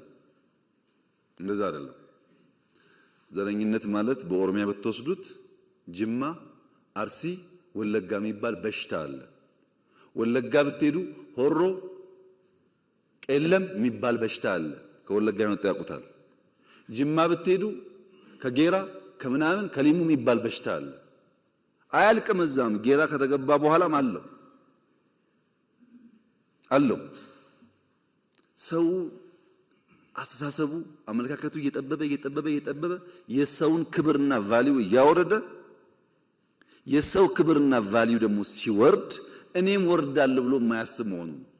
አንተ ዝቅ እያረክ አንተ እያዋረድክ ልትከብር አትችልም። ግድ የለም ሰብሰብ ብለን ቋንቋ ይለያያል፣ እውነት ነው። ፍላጎት ይለያያል፣ እውነት ነው። ጾታ ይለያያል፣ እውነት ነው። ጂኦግራፊያችን ይለያያል፣ እውነት ነው። እነዚህን ተቀብለን ደግሞ አንድ የሚያደርገን በርካታ ቫልዩስ ስላሉ በእነሱ ጥላ ስር አብረን ሀገርን እንስራ፣ ኤግዚስት እናድርግ። አሁን ያለው ዘመን ሰርቫይቫል በራሱ ከባድ ችግር ስለሆነ መሰብሰብ ያስፈልጋል ብሎ ማመን አለበት ሰው። ሶስተኛው ጉዳይ ግን ታሪክን ማወቅ አሁን ያለውን ችግር መገንዘብ ብቻ ሳይሆን መጪውን ዘመንም በተወሰነ ደረጃ መገንዘብና ለዛ መዘጋጀት ያስፈልጋል። ለምሳሌ ሳይንስ ሙዚየም ያያችሁት አርቲፊሻል ኢንተለጀንሱም ኤሮዳይናሚክሱም ስፔስ ላይ ያያችሁት አውሮፕላን ላይ ያያችሁት ገና የዛሬ 20 30 ዓመት ዓለም ይጠቀምባቸው ቴክኖሎጂዎች እኮ እዛ ውስጥ አሉ። ለምሳሌ ኤርባስ ገና በ2050 ነው አየር ላይ የሚውለው። እኔና እናንተ አልታደልንም። ልጆቻችን ግን እሱን እያዩ ማደግ አለባቸው። ብርቅ መሆን የለበትም። ትናንት ያያችሁት አብዛኛው ነገር እዚህ አካባቢ ያለው ሂስቶሪካል ነገሩ ጫካን ጨምሮ በበጀት የሚሰራ ስራ አይደለም። ለምን ገረማችሁ? እንደና እንደናንተ የተሰባበረ ሀገር የወሰዱ ሰዎች እኮ ወርቃቸውን አውጥተው የትዳር ቀለበታቸውን ሰጥተው ጸጉራቸውን ቆርጠው ሽጠው ለሀገሬ ልማት ይዋል ብሎ እኮ የገነቡ ሀገራት ታውቃላችሁ። ታሪክ ከእናንተ በላይ ማን ያውቃል? አሉ እኮ ሀገራት በቃ ደህንነት ልመና ይበቃናል፣ ያለንን ሰጥተን ተክተን ልጆቻችን ከልመና ይውጡ ያሉ እኮ አሉ። መወሰን አለብን። የተረከብነው ሀገር ዕዳ፣ ደህንነት፣ ችግር የተከፋፈለ ነው። እሱን ደጋግመን ብናወራ ውጤት የለውም። ከዚያ ለመውጣት የሚያስችል አቅጣጫ፣ ቪዥን እና ትጋት ያስፈልገናል። ያለንን ሰጥተን እንኳን ልጆቻችን አሁን እናንተ ካላችሁበት ላይፍ ሻል ያለ ከኖር ጥሩ ነገር ነው። መደገም የለበትም። የኛ ችግር መደገም የለበትም። ችግርን እያየን በመካድ ሳይሆን በመጋፈጥ፣ በመሸሽ ሳይሆን በመጋፈጥ ተቸግረንም ቢሆን እቺን ሀገር ካለችበት አረንቋ ልናወጣ እንችላለን የሚል እምነት መምህራን ካልያዙ ማን ነው የሚይዘው ነው ጉዳዩ። ማን ይይዛል? በዚህ እሳቤ ነው ያለንበት ዓለም ዕውቀትና እውነት ተገፍተው ውሸትና ጩኸት በርትቶ አንድ ቀን አገልግሎ የማያውቁ ሰዎች፣ አንድ ቀን ለፍቶ የማያውቁ ሰዎች እንዳሻቸው የሚፈነጩበት ዓለም የተፈጠረው እኮ የት ሰርተሃል ብሎ የሚጠይቅ ሰው ጠፍቶ ነው። ምን ሰጥተሃል አንተ? ምን አገለገልክ? ካንተ ምን እንማር ብሎ በምክንያት አርጊው የሚያደርግ ሰው ጠፍቶ እኮ ነው። በዚያ ስፕሪት ማየት ካልቻላችሁ የኛ ውይይት ፍሬ የሚኖረው ውሃ የሚቋጥር አይሆንም። ምክንያቱም በጣም በርካታ ጉዳይ አንስታችኋል። ይሄ እናንተ ጉዳይ በአመት በሁለት አመት 3 አመት በ5 አመት አንዳንዱ ከዛም በላይ ጊዜ ሊፈጅ ይችላል። እኔ ከእናንተ ጋር ስብሰባ ሳይሆን ፈልገው የቤተሰብ የልብ ውይይት ነው። ያለውንም ችግር እንድታቁት፣ ያለውን እድል እንድታቁት፣ እዛም ላይ ሰፖርት እንድታደርጉና ለልጆቻችን የተሻለ ሀገር እንድንሰራ ነው። ይሄንን እንደ መግቢያ ካነሳው በኋላ ጥያቄዎቻችሁን በሶስት ማቀፍ ብናይ አንደኛው አጠቃላይ ከሀገሪቱ ሁኔታ ጋር ቢታይ ኢትዮጵያ ካለችበት ሁኔታ አንጻር መታየት አለበት። አንዳንዱ ጉዳይ በንጽጽር የምናነሳው ዋጋ የለውም፣ እኛ ካለንበት ጋር ስለማይጣጣም ዋጋ የለውም። እኛ ካለንበት ተጨባጭ ሁኔታ ጋር ግን ሲመሳከር ዛሬም ባይሆን ነገ ለመፍትሄ እንድንሰራ ያግዛል። ለምሳሌ ነፃ ሕክምና፣ ነፃ ትምህርት፣ መኖሪያ ቤት፣ ቀረጥ ነፃ፣ ኮሚሽን የመሳሰሉ ጉዳዮች ደምረን ብናየው ከሌሎች ዘርፎች ጋር ያም ሆኖ ግን መምህራንን ለማገዝ ሕክምና እንዴት ነው የማህበራዊ ዋስትና አስፋፍተን አንድ መምህር ሲታመም ሳይቸገር ሊታከም የሚችለው ኢኖቬቲቭ በሆነ መንገድ እንዴት እንፍታው ብለን ማሰብ አለብን። ግን ስናስብ የትምህርቱንም የወታደሩንም የጤናውንም ሌላውም ሴክተር ደምረን መሆን አለበት። አሁን ቀረጥ ነፃ ከደሞዝ ግብር ቢቀነስ አላችሁ፣ መኪና ነፃ ቢገባ አላችሁ፣ ከዛ ደግሞ ደሞዝ ቢጨመር አላችሁ። አብሮ እኮ አይሄድም። መምህር መኖር አቅቶታል አላችሁ፣ ከውጭ ሀገር መኪና ቢያስገባ አላችሁ። አብሮ አይሄድም። ይሄ መኖር ያቃተው እንዴት ያስገባል መኪና? እውነታቸውን ነው። መኖር ተቸግረዋል ብዬ እንዳላስብ መኪና እንድናስገባ ደግሞ ዲዩቲ ፍሪ ፈቀድልን አላችሁ። 10 ሰውም ሊሆን ይችላል ያ ሰውዬ።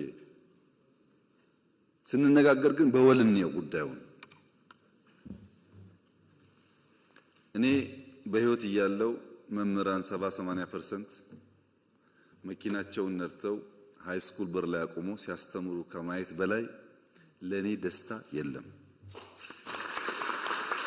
ይሄን ለማየት ብታደር ከምንም በላይ የሚፈልገው ጉዳይ ነው። ይሄን ለማድረግ ግን ምን እየሰራን እንደሆነ ውስጡን አነሳላችሁና እነዚያ ጉዳይ ሲመለሱ ነው ምላሽ እያገኘ የሚሄደው። ትናንትና ወዲያ ገደማ ነጋዴዎች ጋር ውይይት ነበረኝ። ዘሆል ነጋዴ ያነሳው ልክ እናንተ ደሞዝ እንዳላችሁት ግብር ቀንስልን፣ ዘሆል እዚያ ግብር ቀንስልን፣ እዚህ ደሞዝ ጨምርልን። አንድ ሀገር ነው፣ ግብር ይሰበሰባል፣ ከሱ ይጨመራል። ካልተሰበሰበ አይጨመርም። ከየት ይመጣል? ሐሳቡ ግልጽ ነው። እነዚህን ጉዳዮች ከሌሎች ዘርፎች ጋር ደምረን ብናይ፣ በፖሊሲ በስትራቴጂ በእቅድ ብናይ ነው የሚሻለው። ፒስ ሚል በሆነ መንገድ እየተናገርን ብንሄድ ከሆነ ጊዜ በኋላ መታችሁ ባለፈው ግብር ቀንስ ብለን ነበር፣ ነፃ ሕክምና ብለን ነበር፣ አልመለስከውም እንዳትሉኝ። የሚሻለው ይዣቸዋለሁ በማዕቀፍ እናያቸው እንደ ሀገር። ነገር ግን ደሞዝ በሚመለከት ሁለት ኢሹዎች አሉ። አንደኛው በዚህ ዓመት በያዝነው ዓመት መጠነኛ ደሞዝ እንጨምር ሲባል ምን ያክል ነው ኮስት የሚያደርገን? እንደ ሀገር ስለሆነ የሚጨመረው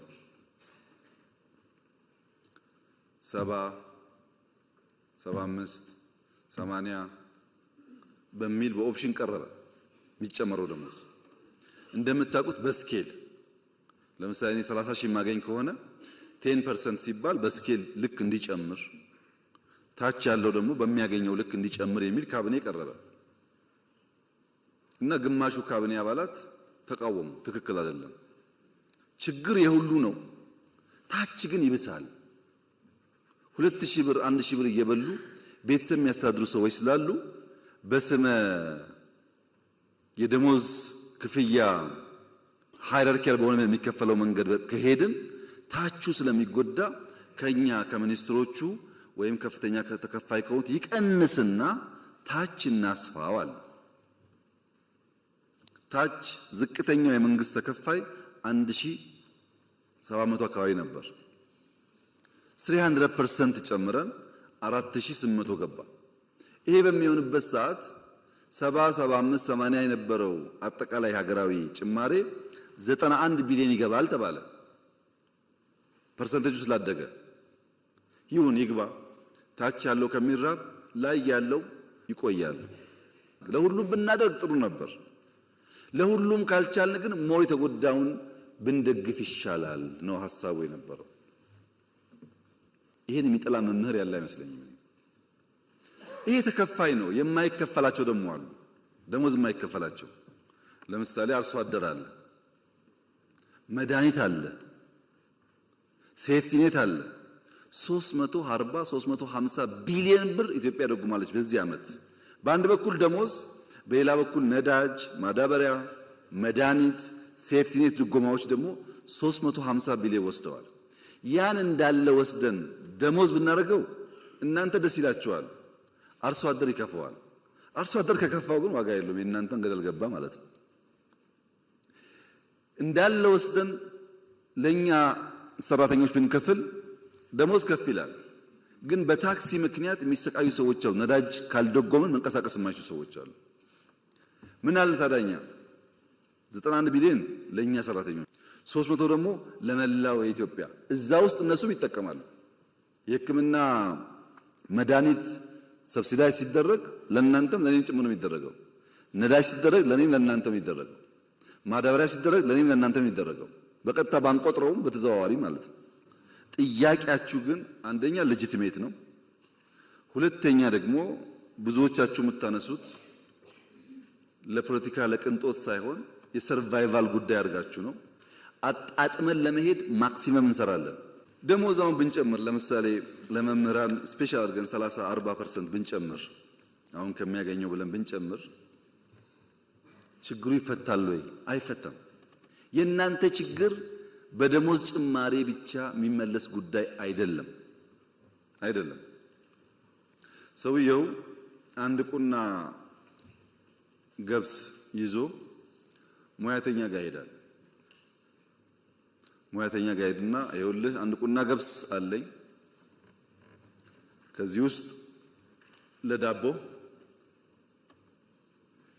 ለገንፎ እህል ለቆሎ ለጠላ እህል ስለምፈልግ ይሄንን በዚያ መልክ አስተናርተህ ስጠኝ ይለዋል። አንድ ቁና ነው። ዳቦ አለ፣ ቆሎ አለ፣ የገንፎ እህል አለ፣ የጠላ እህል አለ።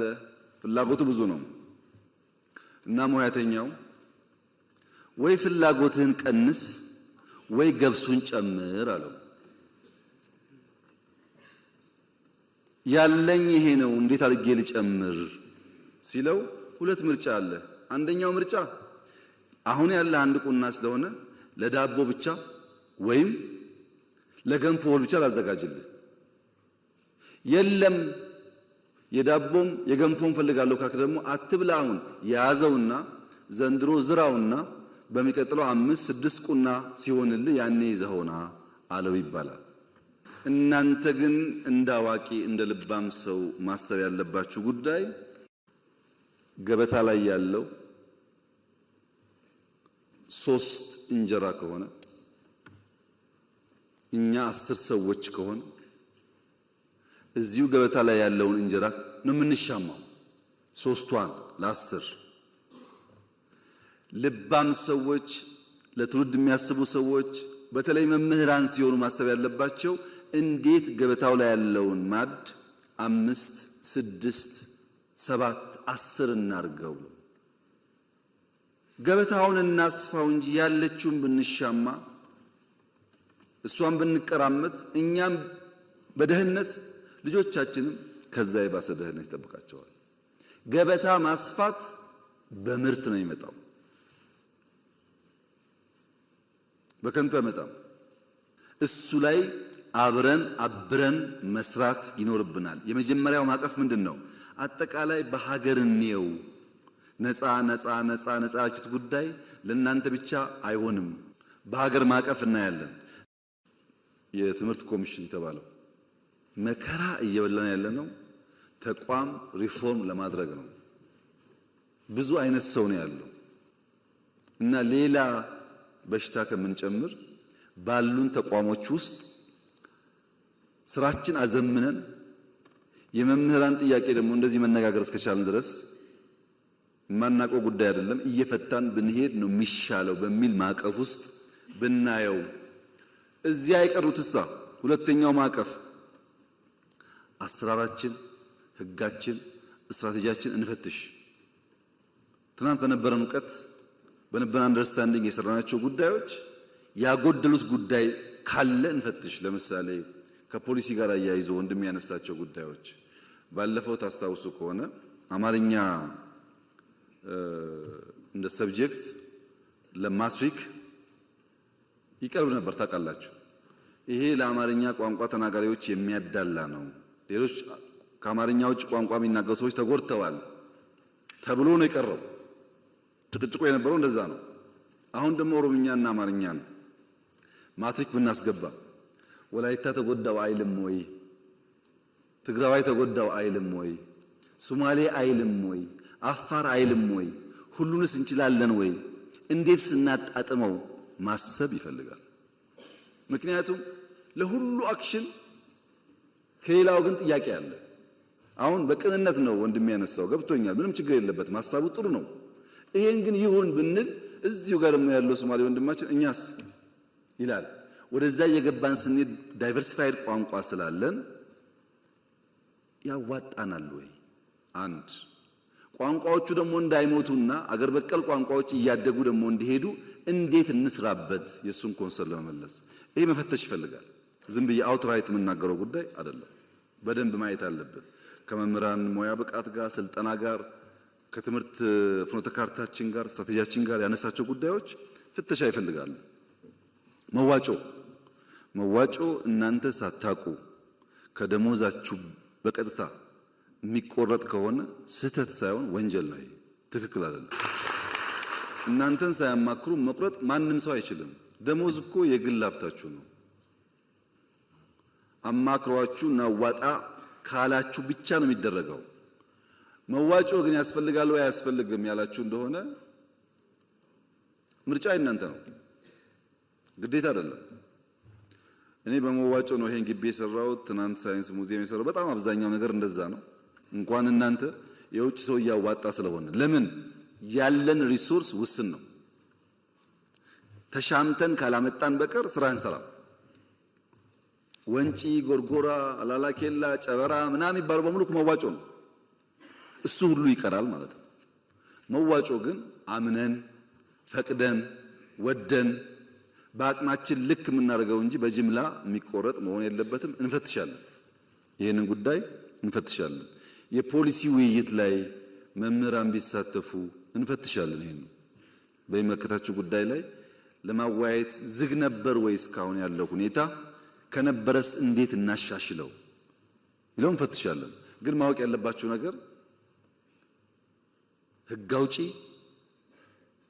ህግ ተርጓሚ፣ ህግ አስፈጻሚ ባል ተቋማት አሉ። እዚህ ውስጥ አትሻሙ። እናንተ ቦታችሁ እሱ አይደለም። ያን አዋጅ እኔ እጄን ሳላወጣ ጸደቀ እንዳትሉ፣ አዋጅ አጽዳቂ ባለቤት ስላለ እሱ ያጽድቅ። እኔ ግን ለምን አልወያይበትም? ለምን አልመክርበትም? ሐሳብ አለኝ ስትሉ እንፈትሽ። እንዴት እንዳርገን እንደምንችል ያን ፕላትፎርም እንደምንፈጥር እኔ አሁን ቴክኖሎጂ ስላለ ቨርቹዋሊ ማድረግ ይቻላል። ችግር አይደለም። ብዙ ሐሳቦቻችሁ ጠቃሚ ስለሚሆን አሰራራችንን ፈትሸን ህጋችንን ፈትሸን የጎደለ ካለ እየሞላን እንሂድ። ማህበራዊ ጉዳይ ላይ የትምህርት ፖሊሲ ላይ በእንደዚህ አይነት ጉዳይ መፈተሽ ያለባቸው ህጉን፣ አሰራሩን፣ ስትራቴጂውን አይተን የማይጣረሱ ጉዳዮች ከሆኑ የምናያቸው። ይሄ የሚጨምረው የትምህርት ቋንቋ ብቻ ሳይሆን ትምህርት የምንሰጥበትን መንገድም ጭምር ነው። ለምሳሌ ጃፓን እስከ 10 ዓመቱ ድረስ ተማሪ ፈተና የሚባል ነገር የለም፣ ኤክስ እና ራይት የሚባል ነገር የለም፣ ጀጅመንት የለም። መዋለ ህጻናት ከዛ ደግሞ ቢያንስ ከ1 እስከ 4 ሲማር ፈተና ተፈትኖ ራይት ኤክስ አይደረግም። የጃፓኖች ዋነኛ ዓላማ አንድ ሰው የሚሰራበት ዋናው እድሜ ይሄ እድሜ ነው። ከዛ በኋላ ብዙ መረጃ የጨመረ ይሄዳል እንጂ ፋውንዴሽኑ እዚህ ጋር ነው ያለው። እዚህ ጋር መማር ያለበት አንደኛ ቲም ወርክ፣ ከጓደኞቹ ጋር በጋራ መስራት፣ መደማመጥ፣ መተጋገዝ፣ ተፈጥሮን ማድነቅ፣ ኃላፊነት መውሰድ ነው ማስተማር ያለብን ብለው አልጋ ያስነጥፏቸዋል። ሽንት ቤት ያጸዳሉ፣ ግቢ ያጸዳሉ። አበባ በሆነ ሰበብ አበባ ቆርጠው አንዱ ጓደኛ ለአንዱ ጓደኛ ይሰጣል። አቲቲዩድ ላይ ይሰራሉ። እና ጃፓኖች መጀመሪያ ነው መሰራት ያለበት ኤርሊ ቻይልድሁድ ላይ ስራ ያስፈልጋል። እዛ ያልተገነባ ሰው ብላሽ ነው ብለው ያምናሉ። ምን እንማራለን ከዚህ? አሁኑኑ ዛሬ እንጀምር አላችሁ፣ ግን መፈተሽ አለብን። እንፈትሽ የሚያዋጣን ከሆነ። እኛ ምን አደረግን? እንደተባለው ከ30 ሺህ በላይ መዋለ ህጻናት ገንብተናል ባለፉት 5-6 ዓመታት። ከ30 ሺህ በላይ። በዚያ ምክንያት መምህራን ይቀጠር ነው። ለምን? ልጆች ቤት ከሚውሉ ጓደኞቻቸው ጋር ቋንቋ እየተናገሩ ስጠኝ አትስጠኝ እየተባባሉ ለአንደኛ ክፍል ቢዘጋጁ ይሻላል። እንደዚያ ካልሆነ ውሎ አድሮ የተሻለ ብቃት ያለው ሰው አናገኝም በሚል ሂሳብ ነው። ለምሳሌ የትምህርት በጀት ቢጨምር በጀት ችግር አለ። 2-3 አንስታችኋል። አንድ ዩኒቨርሲቲ ያለው በጀት ከራሱ ከትምህርት ሚኒስቴር ይበልጣል። ከራሱ ከትምህርት ሚኒስቴር ቢሊየንስ እኮ ነው የሚመደበው። ጓዶች አታውቁም እንዴ? ምን ያደርጋል ዩኒቨርሲቲ? ስታዲየም፣ ሆቴል፣ አጥር። ለዚህ እኮ ዩኒቨርሲቲ ይቁም ያልነው። ዩኒቨርሲቲ ማለት የኮንዶሚኒየም ግንባታ ማህበር ማለት አይደለም። ለምሳሌ ጅማ ዩኒቨርሲቲ ጤና ላይ የሚሰራ ከሆነ ይሁን ሆስፒታል ይገንባ። ሌላ ደግሞ ያለው አዳማ ዩኒቨርሲቲ ሳይንስ ላይ ከሆነ የሳይንስ ላብ ይገንባ። ፋሽን እኮ ነው ሁሉም ሆስፒታል። ፋሽን አይደለም? ይጥቀመው አይጥቀመው ሁሉ ስታዲየም፣ ሁሉ የሆነ አጥር ፓላስ ይመስል ይሄ ሁሉ ብር ይወጣበታል። እያንዳንዱ ዩኒቨርሲቲ የሚወስደው ገንዘብ ብትደምሩት የትኛውም ተቋም ኢትዮጵያ ውስጥ ያን የሚያክል በጀት የሚወስድ የለም። በተናጠል አትዩት ጉዳዩን፣ በድምር ነው ማየት ያለባችሁ። ከኛ ቋት ሲወጣ ምናሰላው በዛ መንገድ ነው።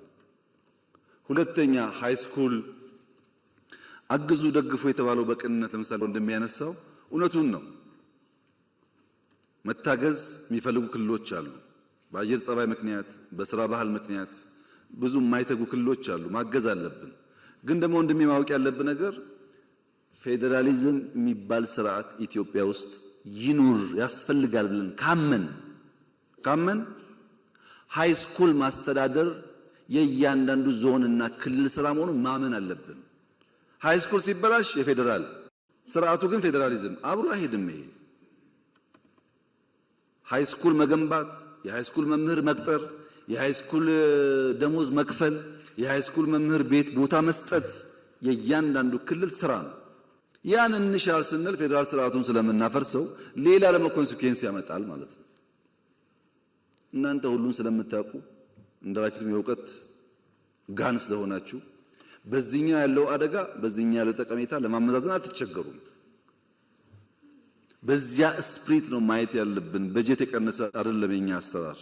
ዩኒቨርሲቲ አካባቢ ያሉ ሰዎች እዚህም ካላችሁ እኔ እስካሁን ባየሁት ጥቂት ዩኒቨርሲቲ ካልሆነ በቀር አብዛኛው የሰፈር ልጅ ቀጥሮ የሰፈር ቲፎዞ አምጥቶ ፕሮጀክት ምናምን ኮሚሽን ብሎ ወንበሩን የሚያደላድል እንጂ ዩኒቨርሲቲ ግቢ እንኳን የሚያጸዳ ሰው ብዙ አላየውም።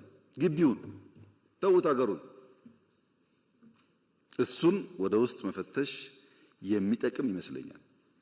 ምን እያደረግኩ ነው እኔ ብሎ ማየት ጠቃሚ ይመስለኛል። ሶስተኛው ማዕቀፍ እኛና እናንተ በጋራ ብንሰራባቸው፣ በተናጠላለን በጋራ ብንሰራባቸው የሚሻሉ ጉዳዮች ደግሞ አሉ። ኃላፊነት መውሰድ አለብን። ለነገ ትውልድ ኢንቨስት ማድረግ አለብን።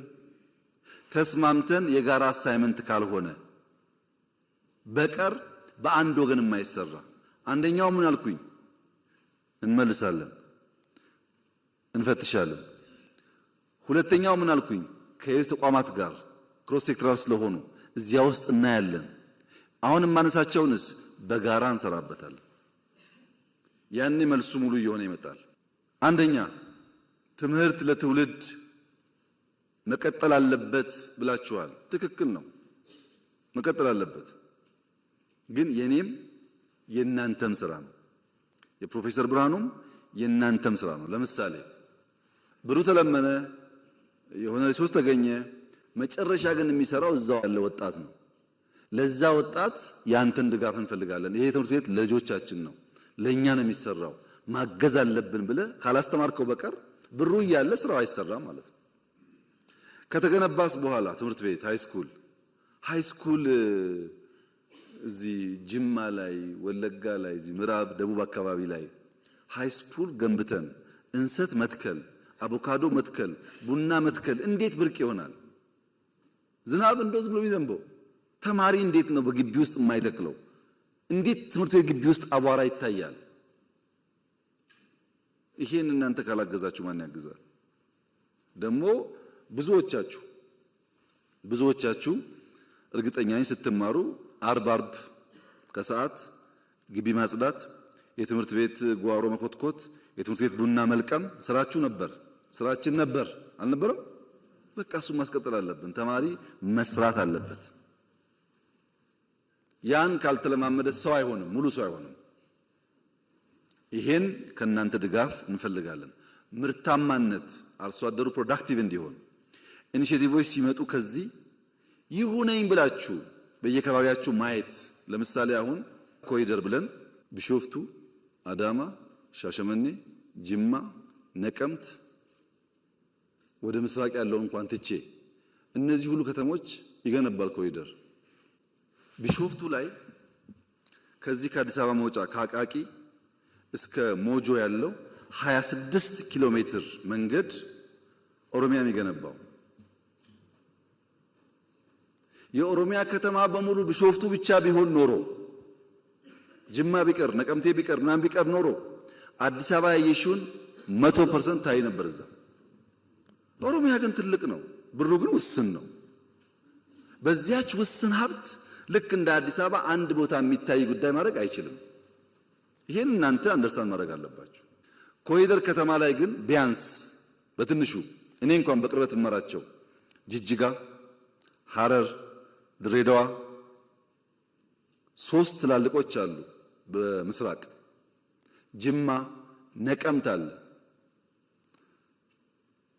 ቢሾፍቱ፣ ሮቤ አለ፣ ሐዋሳ፣ አርባ ምንጭ፣ ሶዶ፣ በቅርቡ ደግሞ ያየሁት ማዕከላዊ ክልል ውስጥ ያሉ 3-4 ከተማዎች በተለይ ደግሞ የሀዲያ ዋና ከተማ አሉ እንቅስቃሴዎች።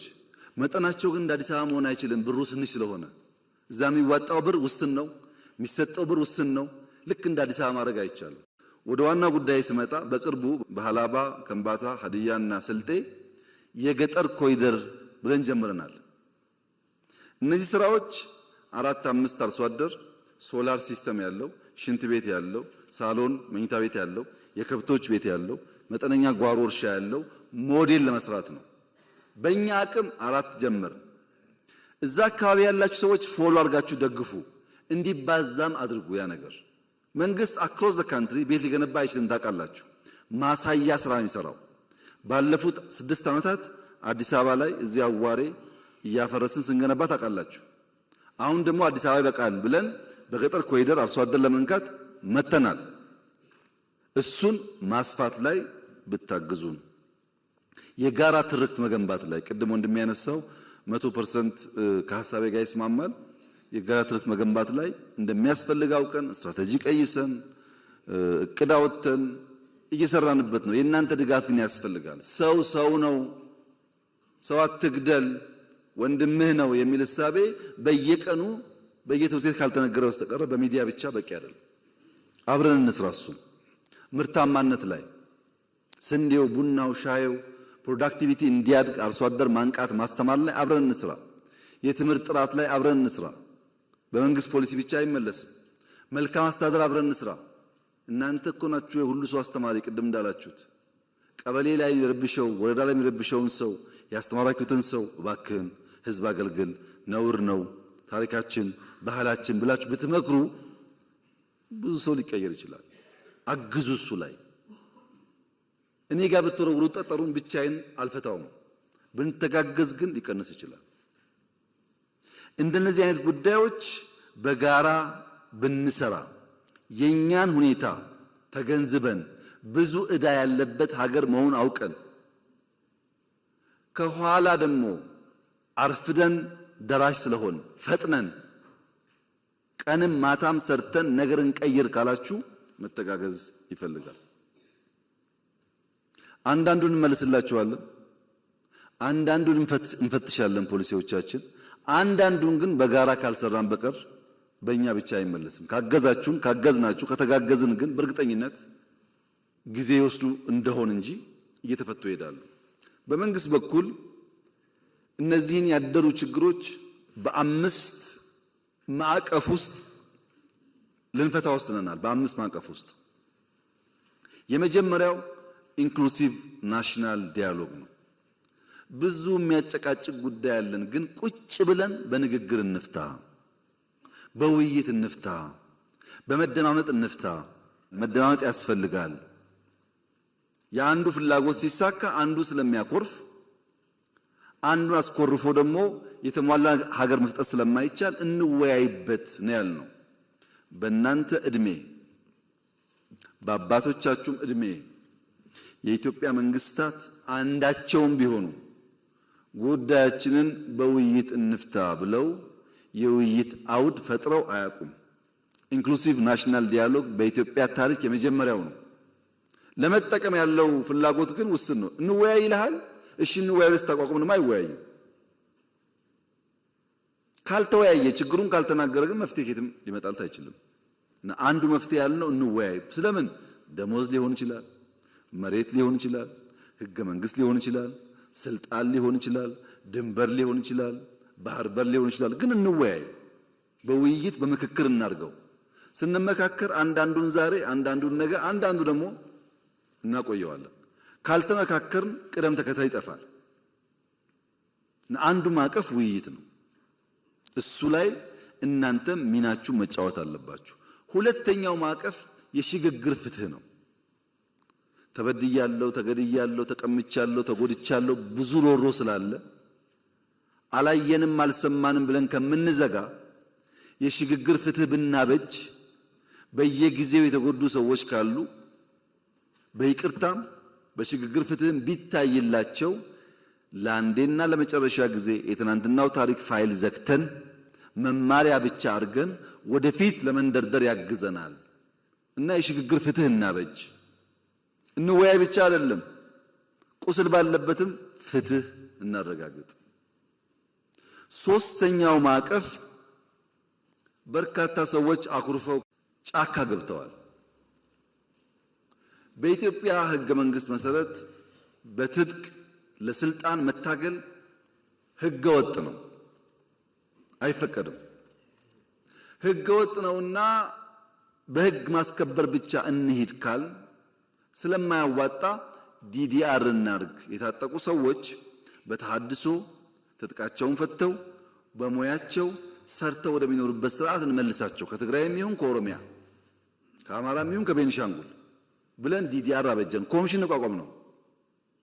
ይሄ ኮሚሽን ስራው የታጠቁ ያኮረፉ ሰዎች አወያይቶ የሽግግር ፍትህ አረጋግጦ ወደ ቀያቸው መልሶ ሰላማዊ ህይወት እንዲኖሩ ማድረግ አለብን። አራተኛው ማዕቀፍ ይሄ ሁሉ ቢሰራ ኢኮኖሚክ ሪፎርም ካላደረግን ኢኮኖሚክ ስብራት እያለ ዘላቂ ሰላም ልናመጣ አንችልም። ሪፎርሙ ደግሞ እንደ ከዚህ ቀደሙ ግብርና መር ብንለው አያዋጣም። ብዝሃ ዘርፍ መሆን አለበት። ግብርናም፣ ኢንዱስትሪም፣ ማይኒንግም፣ ቱሪዝምም፣ አይሲቲም በሁሉም ዘርፍ ካልተንቀሳቀስን አንድ በአንድ አንደርስም ብለን ግብርና ላይ እንዳላችሁት እኮ ነው። የኢትዮጵያ ግብርና በኩታ ገጠም፣ በማዳበሪያ አቅርቦት ስፋት፣ በኢሪጌሽን በዓመት ሁለቴ በማምረት ገና ብዙ ስራ ይጠበቅብንም የሚጨበጥ የሚታይ ለውጥ መጥቷል።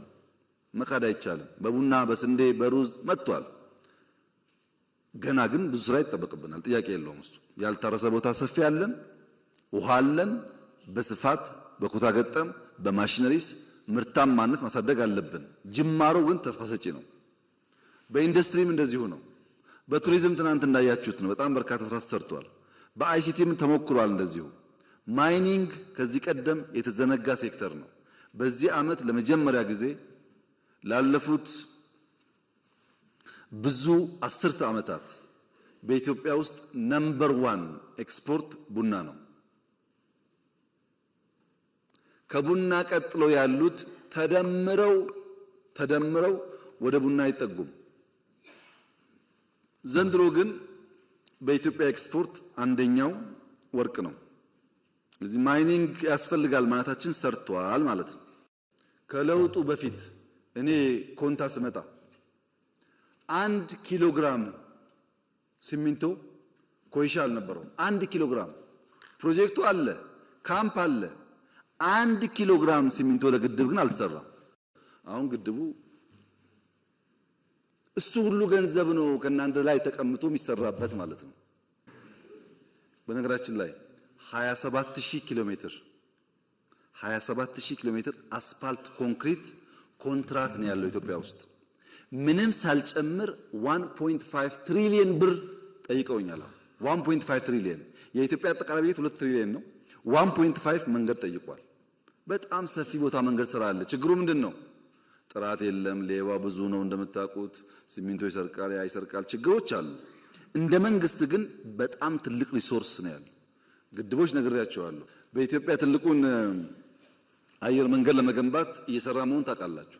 these are foundational ስራዎች። ይሄን ግን ተውት። ድሮ ነበረ ከሚባል ስራ 2-3 ላንሳላችሁ። ለምሳሌ ከአዲስ አበባ ጅቡቲ ባቡር ነበር ተሰርቷል ከለውጡ በፊት ታውቃላችሁ። ከአዲስ አበባ ጅቡቲ ባቡር ከለውጡ በፊት ሳይሆን ከለውጡ በኋላ እስከ ዛሬ 4 ዓመት ድረስ በሰዓት 20 ኪሎ ሜትር ነበር የሚጓዘው። 2 ፉርጎ ይዞ 20 ኪሎ ሜትር የምታውቁት አቃላችሁ ከዚህ የመጣችሁ አሁን እንደምንም 60 አድርሰነዋል። 60 ኪሎ ሜትር ፐር አወር ፉርጎም ጨምሯል። ገና ይቀራል።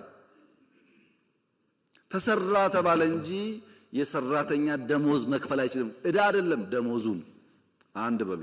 ስኳር ሌላውን ተውት። ወንጂ እዚህ ያለው ወንጂ ስኳር ፋብሪካ ለሰራተኛ ደሞዝ መክፈል አቅቶት ሰራተኛ ተፈትኖበት ነበር ትናንትና።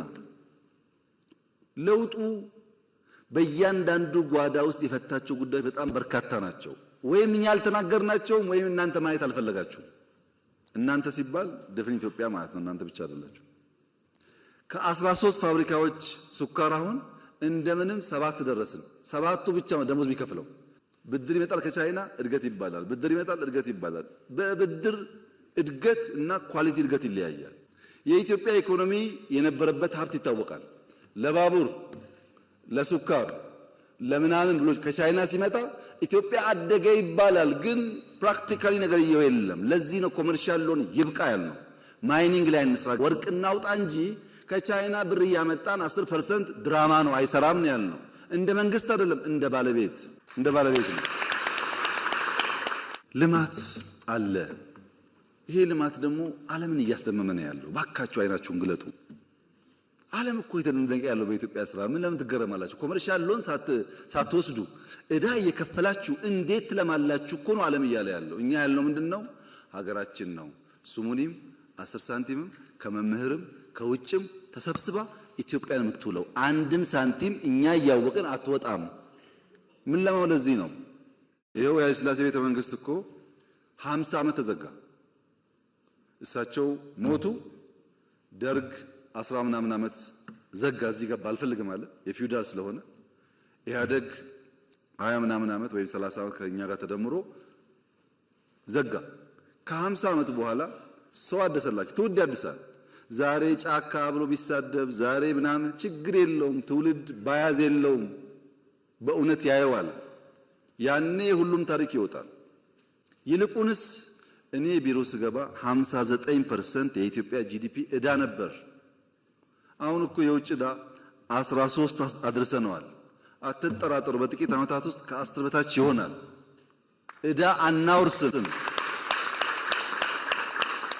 አምስተኛው የሰራን ላይ ተቋም ላይ ተቋም ሪፎርም፣ ሎ ኢንፎርስመንት ኤጀንሲስ፣ ትምህርት ሚኒስቴር፣ ጤና ሚኒስቴር፣ ከተማ ሪፎርሞች ተቋማት ላይ ሲቪል ሰርቪስ ተቋም ካልተገነባ በቀር ስለማንሸክም ይሄ ስራ አምስቱም ኢንክሉሲቭ ናሽናል ዲያሎጉም፣ የሽግግር ፍትህ፣ የዲዲአር ታድሶ ፕሮግራም፣ ኢኮኖሚክ ሪፎርም፣ የተቋም ሪፎርም አምስቱም አድራሽ ነው እንጂ ግብ አይደለም። ስንናገር ውለን ብናድር ግብ መሆናችን ተናግረን ከዛ ወደ ልማት እንገባለን ነው። ተናግረን ውጊያ እንቀንሳለን ነው እንጂ ንግግር ግብ አይደለም። ግብ ነው እንዴ? ዲዲአር ግብ እኮ አይደለም።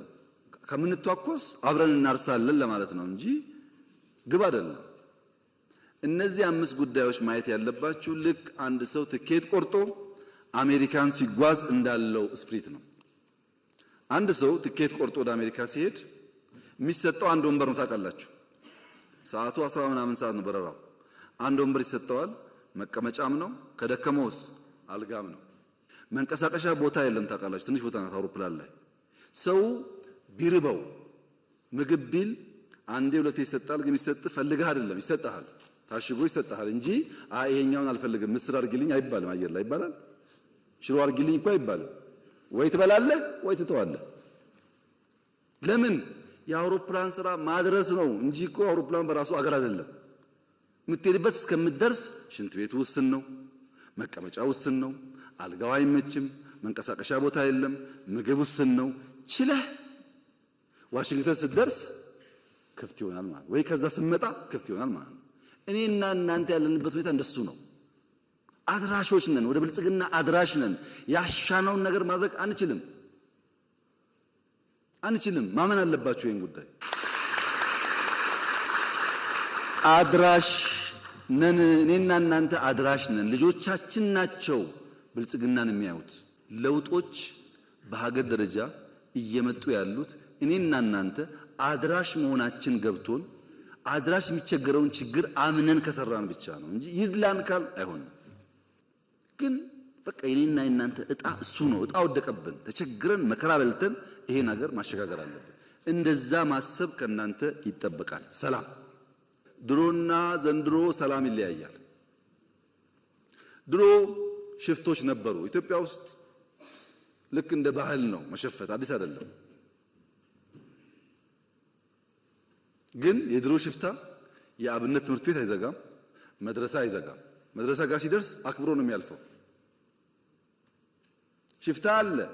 ያ ሽፍታ ግን የአብነት ትምህርት ቤት መዝጋትን አያምንም። ሽፍታ አለ። መምህርን ማገት ግን በፍጹም አይሞክርም። እንደተባለው ነው። መምህር ነኝ ከተባለ እላፍ ይላል እንጂ መምህር አያግትም። የአሁኑ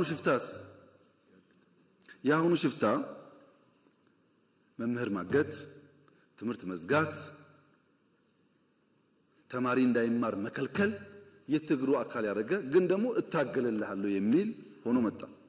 ኒው ቻሌንጅ ነው ይሄ። በመንግስቱ ኃይለማርያም ጊዜ ድፍን ኤርትራ፣ ድፍን ትግራይ ውጊያ ነበር ታውቃላችሁ። ግን ወያኔም ይሁን ደርግ ትምህርት ቤት እንዝጋ አይሉ። ሃይማኖት ተቋማት ይከበራሉ፣ ትምህርት ቤት ይከበራል፣ ሽማግሌዎች ይከበራሉ፣ የሀገር ሽማግሌ ይከበራል። ይሄ ነበር ባህሉ። አሁን እንደዛ አይደለም። ይሄ አንደኛው ችግር ነው። ሁለተኛው ችግርስ መምህራን ዩኒቨርሲቲ መኝታ ቤት በነፃ ስለሆነ፣ ምግብ በነፃ ስለሆነ፣ ኮምፒውተር ዩኒቨርሲቲ ስላለ፣ ጊዜ ስላለው ተማሪ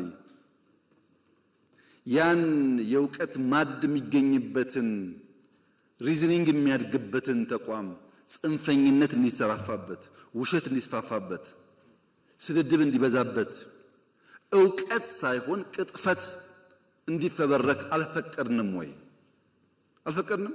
በመንግስት ኢንተርኔት፣ በመንግስት ኮምፒውተር፣ በመንግስት ቢሮ ውስጥ ቅጥፈትና ውሸት እንዲሰለጥኑ አልፈቀድንም ወይ? we have to ask ourselves።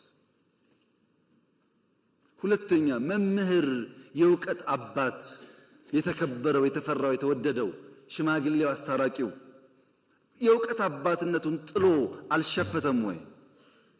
አልሸፈተም። መምህር ስንቱን መምህር እኮ መልሰናል። በይቅርታ የሚያስተምሩ እኮ አሉ። ገብተው ወጥተው ሞክረው ሲያቀታቸው አሉ እኮ የተመለሱ የሉም። መምህር አይሸፍትም። መምህር ሽፍታን ክላሽ አስጥሎ ብዕር ያስይዛል እንጂ ብዕር ጥሎ ክላሽ አይዝም። እናንተም ተበላሻችሁ፣ ሽፍታውም ተበላሸ። የተበላሸ ሀገር መሆኑን ማመን ያስፈልጋል። የመጀመሪያው ይሄ ነው። እንዴት እንፍታው ነው አሁን ጥያቄው። እኛ ሶስት መንገድ ነው ያሰብነው። አንደኛው ሰላም ሚኒስቴር አቋቁመን አልነበረም ድሮ። ሰላም ያስፈልገናል፣ የሰላም ኮሚሽን ብለን በተቋም እንስራ የሰላምን ጉዳይ ብለን ከተቋሙ ባሻገርስ ቲፒኤልኤፍ ጋር ግጭት ሊጀመር ሲል እንደሚነገረው እኮ አይደለም። እኔ ያልሞቱ በህይወት ያሉ ሀብታሞች ሰብስቤ ትግራይ ሰብስቤ እባካችሁን እንዳንዋጋ፣ ትግራይ ውጊያ ይበቃታል፣ ሂዱና ለምን ልሚልኪያቸው አሉ። ትግራይ ሸኔ አልሞቱም አሉ በህይወት ሽማግሌዎች፣ ሴትና ወንድ ወለጋ ድረስ ልከናል። ሽማግሌዎች ሸኔ አንበርክኳል አሉ በህይወት፣ ሂዱ ባካችሁ ለምን ብለን ልከናል። ፋኖ በቲቪ አይታችኋል። ሽማግሌዎች ልከን ቄስ ሳይቀር አንበርክኳል። ባካችሁ ይቅር፣ አይጠቅምም፣ ማሸነፍ አይቻልም በዛ መንገድ፣ ጊዜ የምናባክነው ይቅር ብለን ሞክረናል። የሚታወቅ ፋክት ነው። አይ ሙከራ ብቻ ነው ደግሞ እንዳይባል በሰላም የሚገቡ ካሉ እጃችን ዘግተን እንቀበል ብለን ለምሳሌ የሌላውን ጊዜ ተውትና ትናንትና ከጉጂ የዛ አካባቢ ኃላፊውና ወታደሮቹ ትናንት ሰጥተዋል እጃቸው በድርድር። ትናንትና በየቀኑ 70 80 ምናምን ይሰጣል ከሁሉም ክልል። ቤኒሻንጉል ገብተዋል፣ አፋር ገብተዋል፣ ከአማራ ብዙ ይገባሉ፣ ከኦሮሚያ ይገባሉ። ከሶስት ወር በፊት ደግሞ ታውቃላችሁ እዚህ ሸዋ አካባቢ ምዕራብ ገብተዋል። ክፍት ነው። ገብተዋል ብቻ ነው እንዴ? አይደለም፣ ሹመኞች ናቸው። በኢትዮጵያ ታሪክ ተቃዋሚም ቢሆን ፋይዳ ካለው ዕውቀት ካለው ባሸንፍም አብሬ ልስራ ያለ መንግስት ነው። ከዚህ በላይ ማስተዋል ምን ከየት አመጣለሁ? አድርገናል እኮ እነ ሸኔ የገቡ በቅርቡ ከዚህ ከሸዋ አሁን እኮ ኦሮሚያ አመራር እኮ ናቸው። አሁንም የሚጠቅም ነገር ያለው ሰው ከመጣ እኛ ክፍት ነን።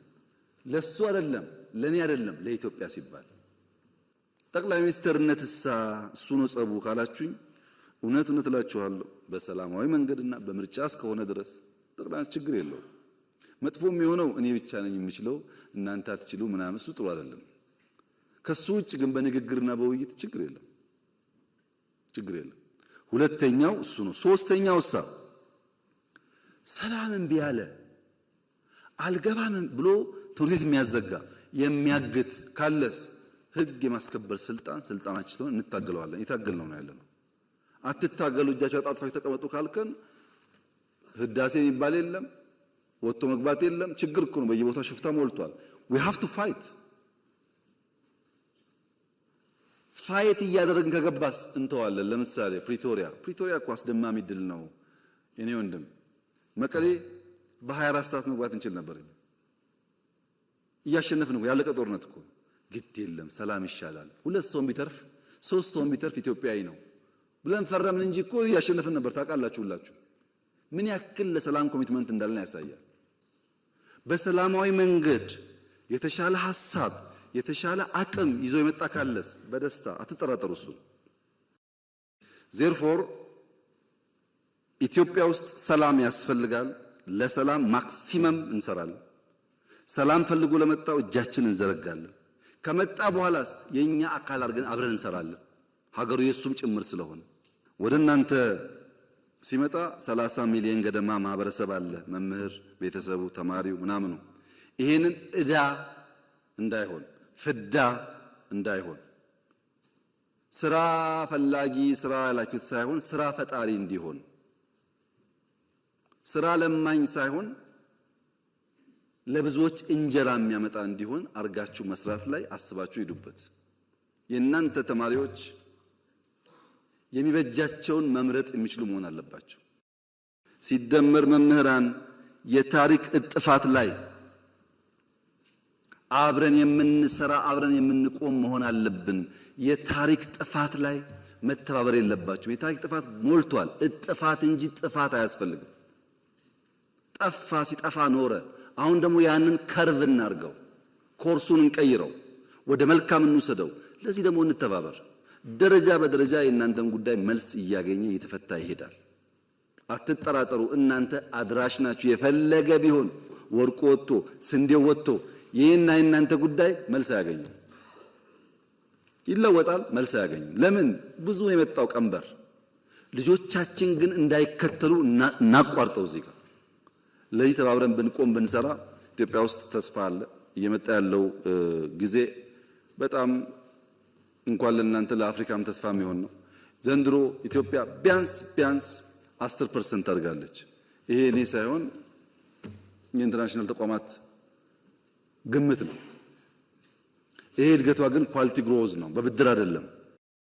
እና መምህራን የእውቀት አባት የሀገር አባት የኛ አባት ናችሁ። አመሰግናለሁ።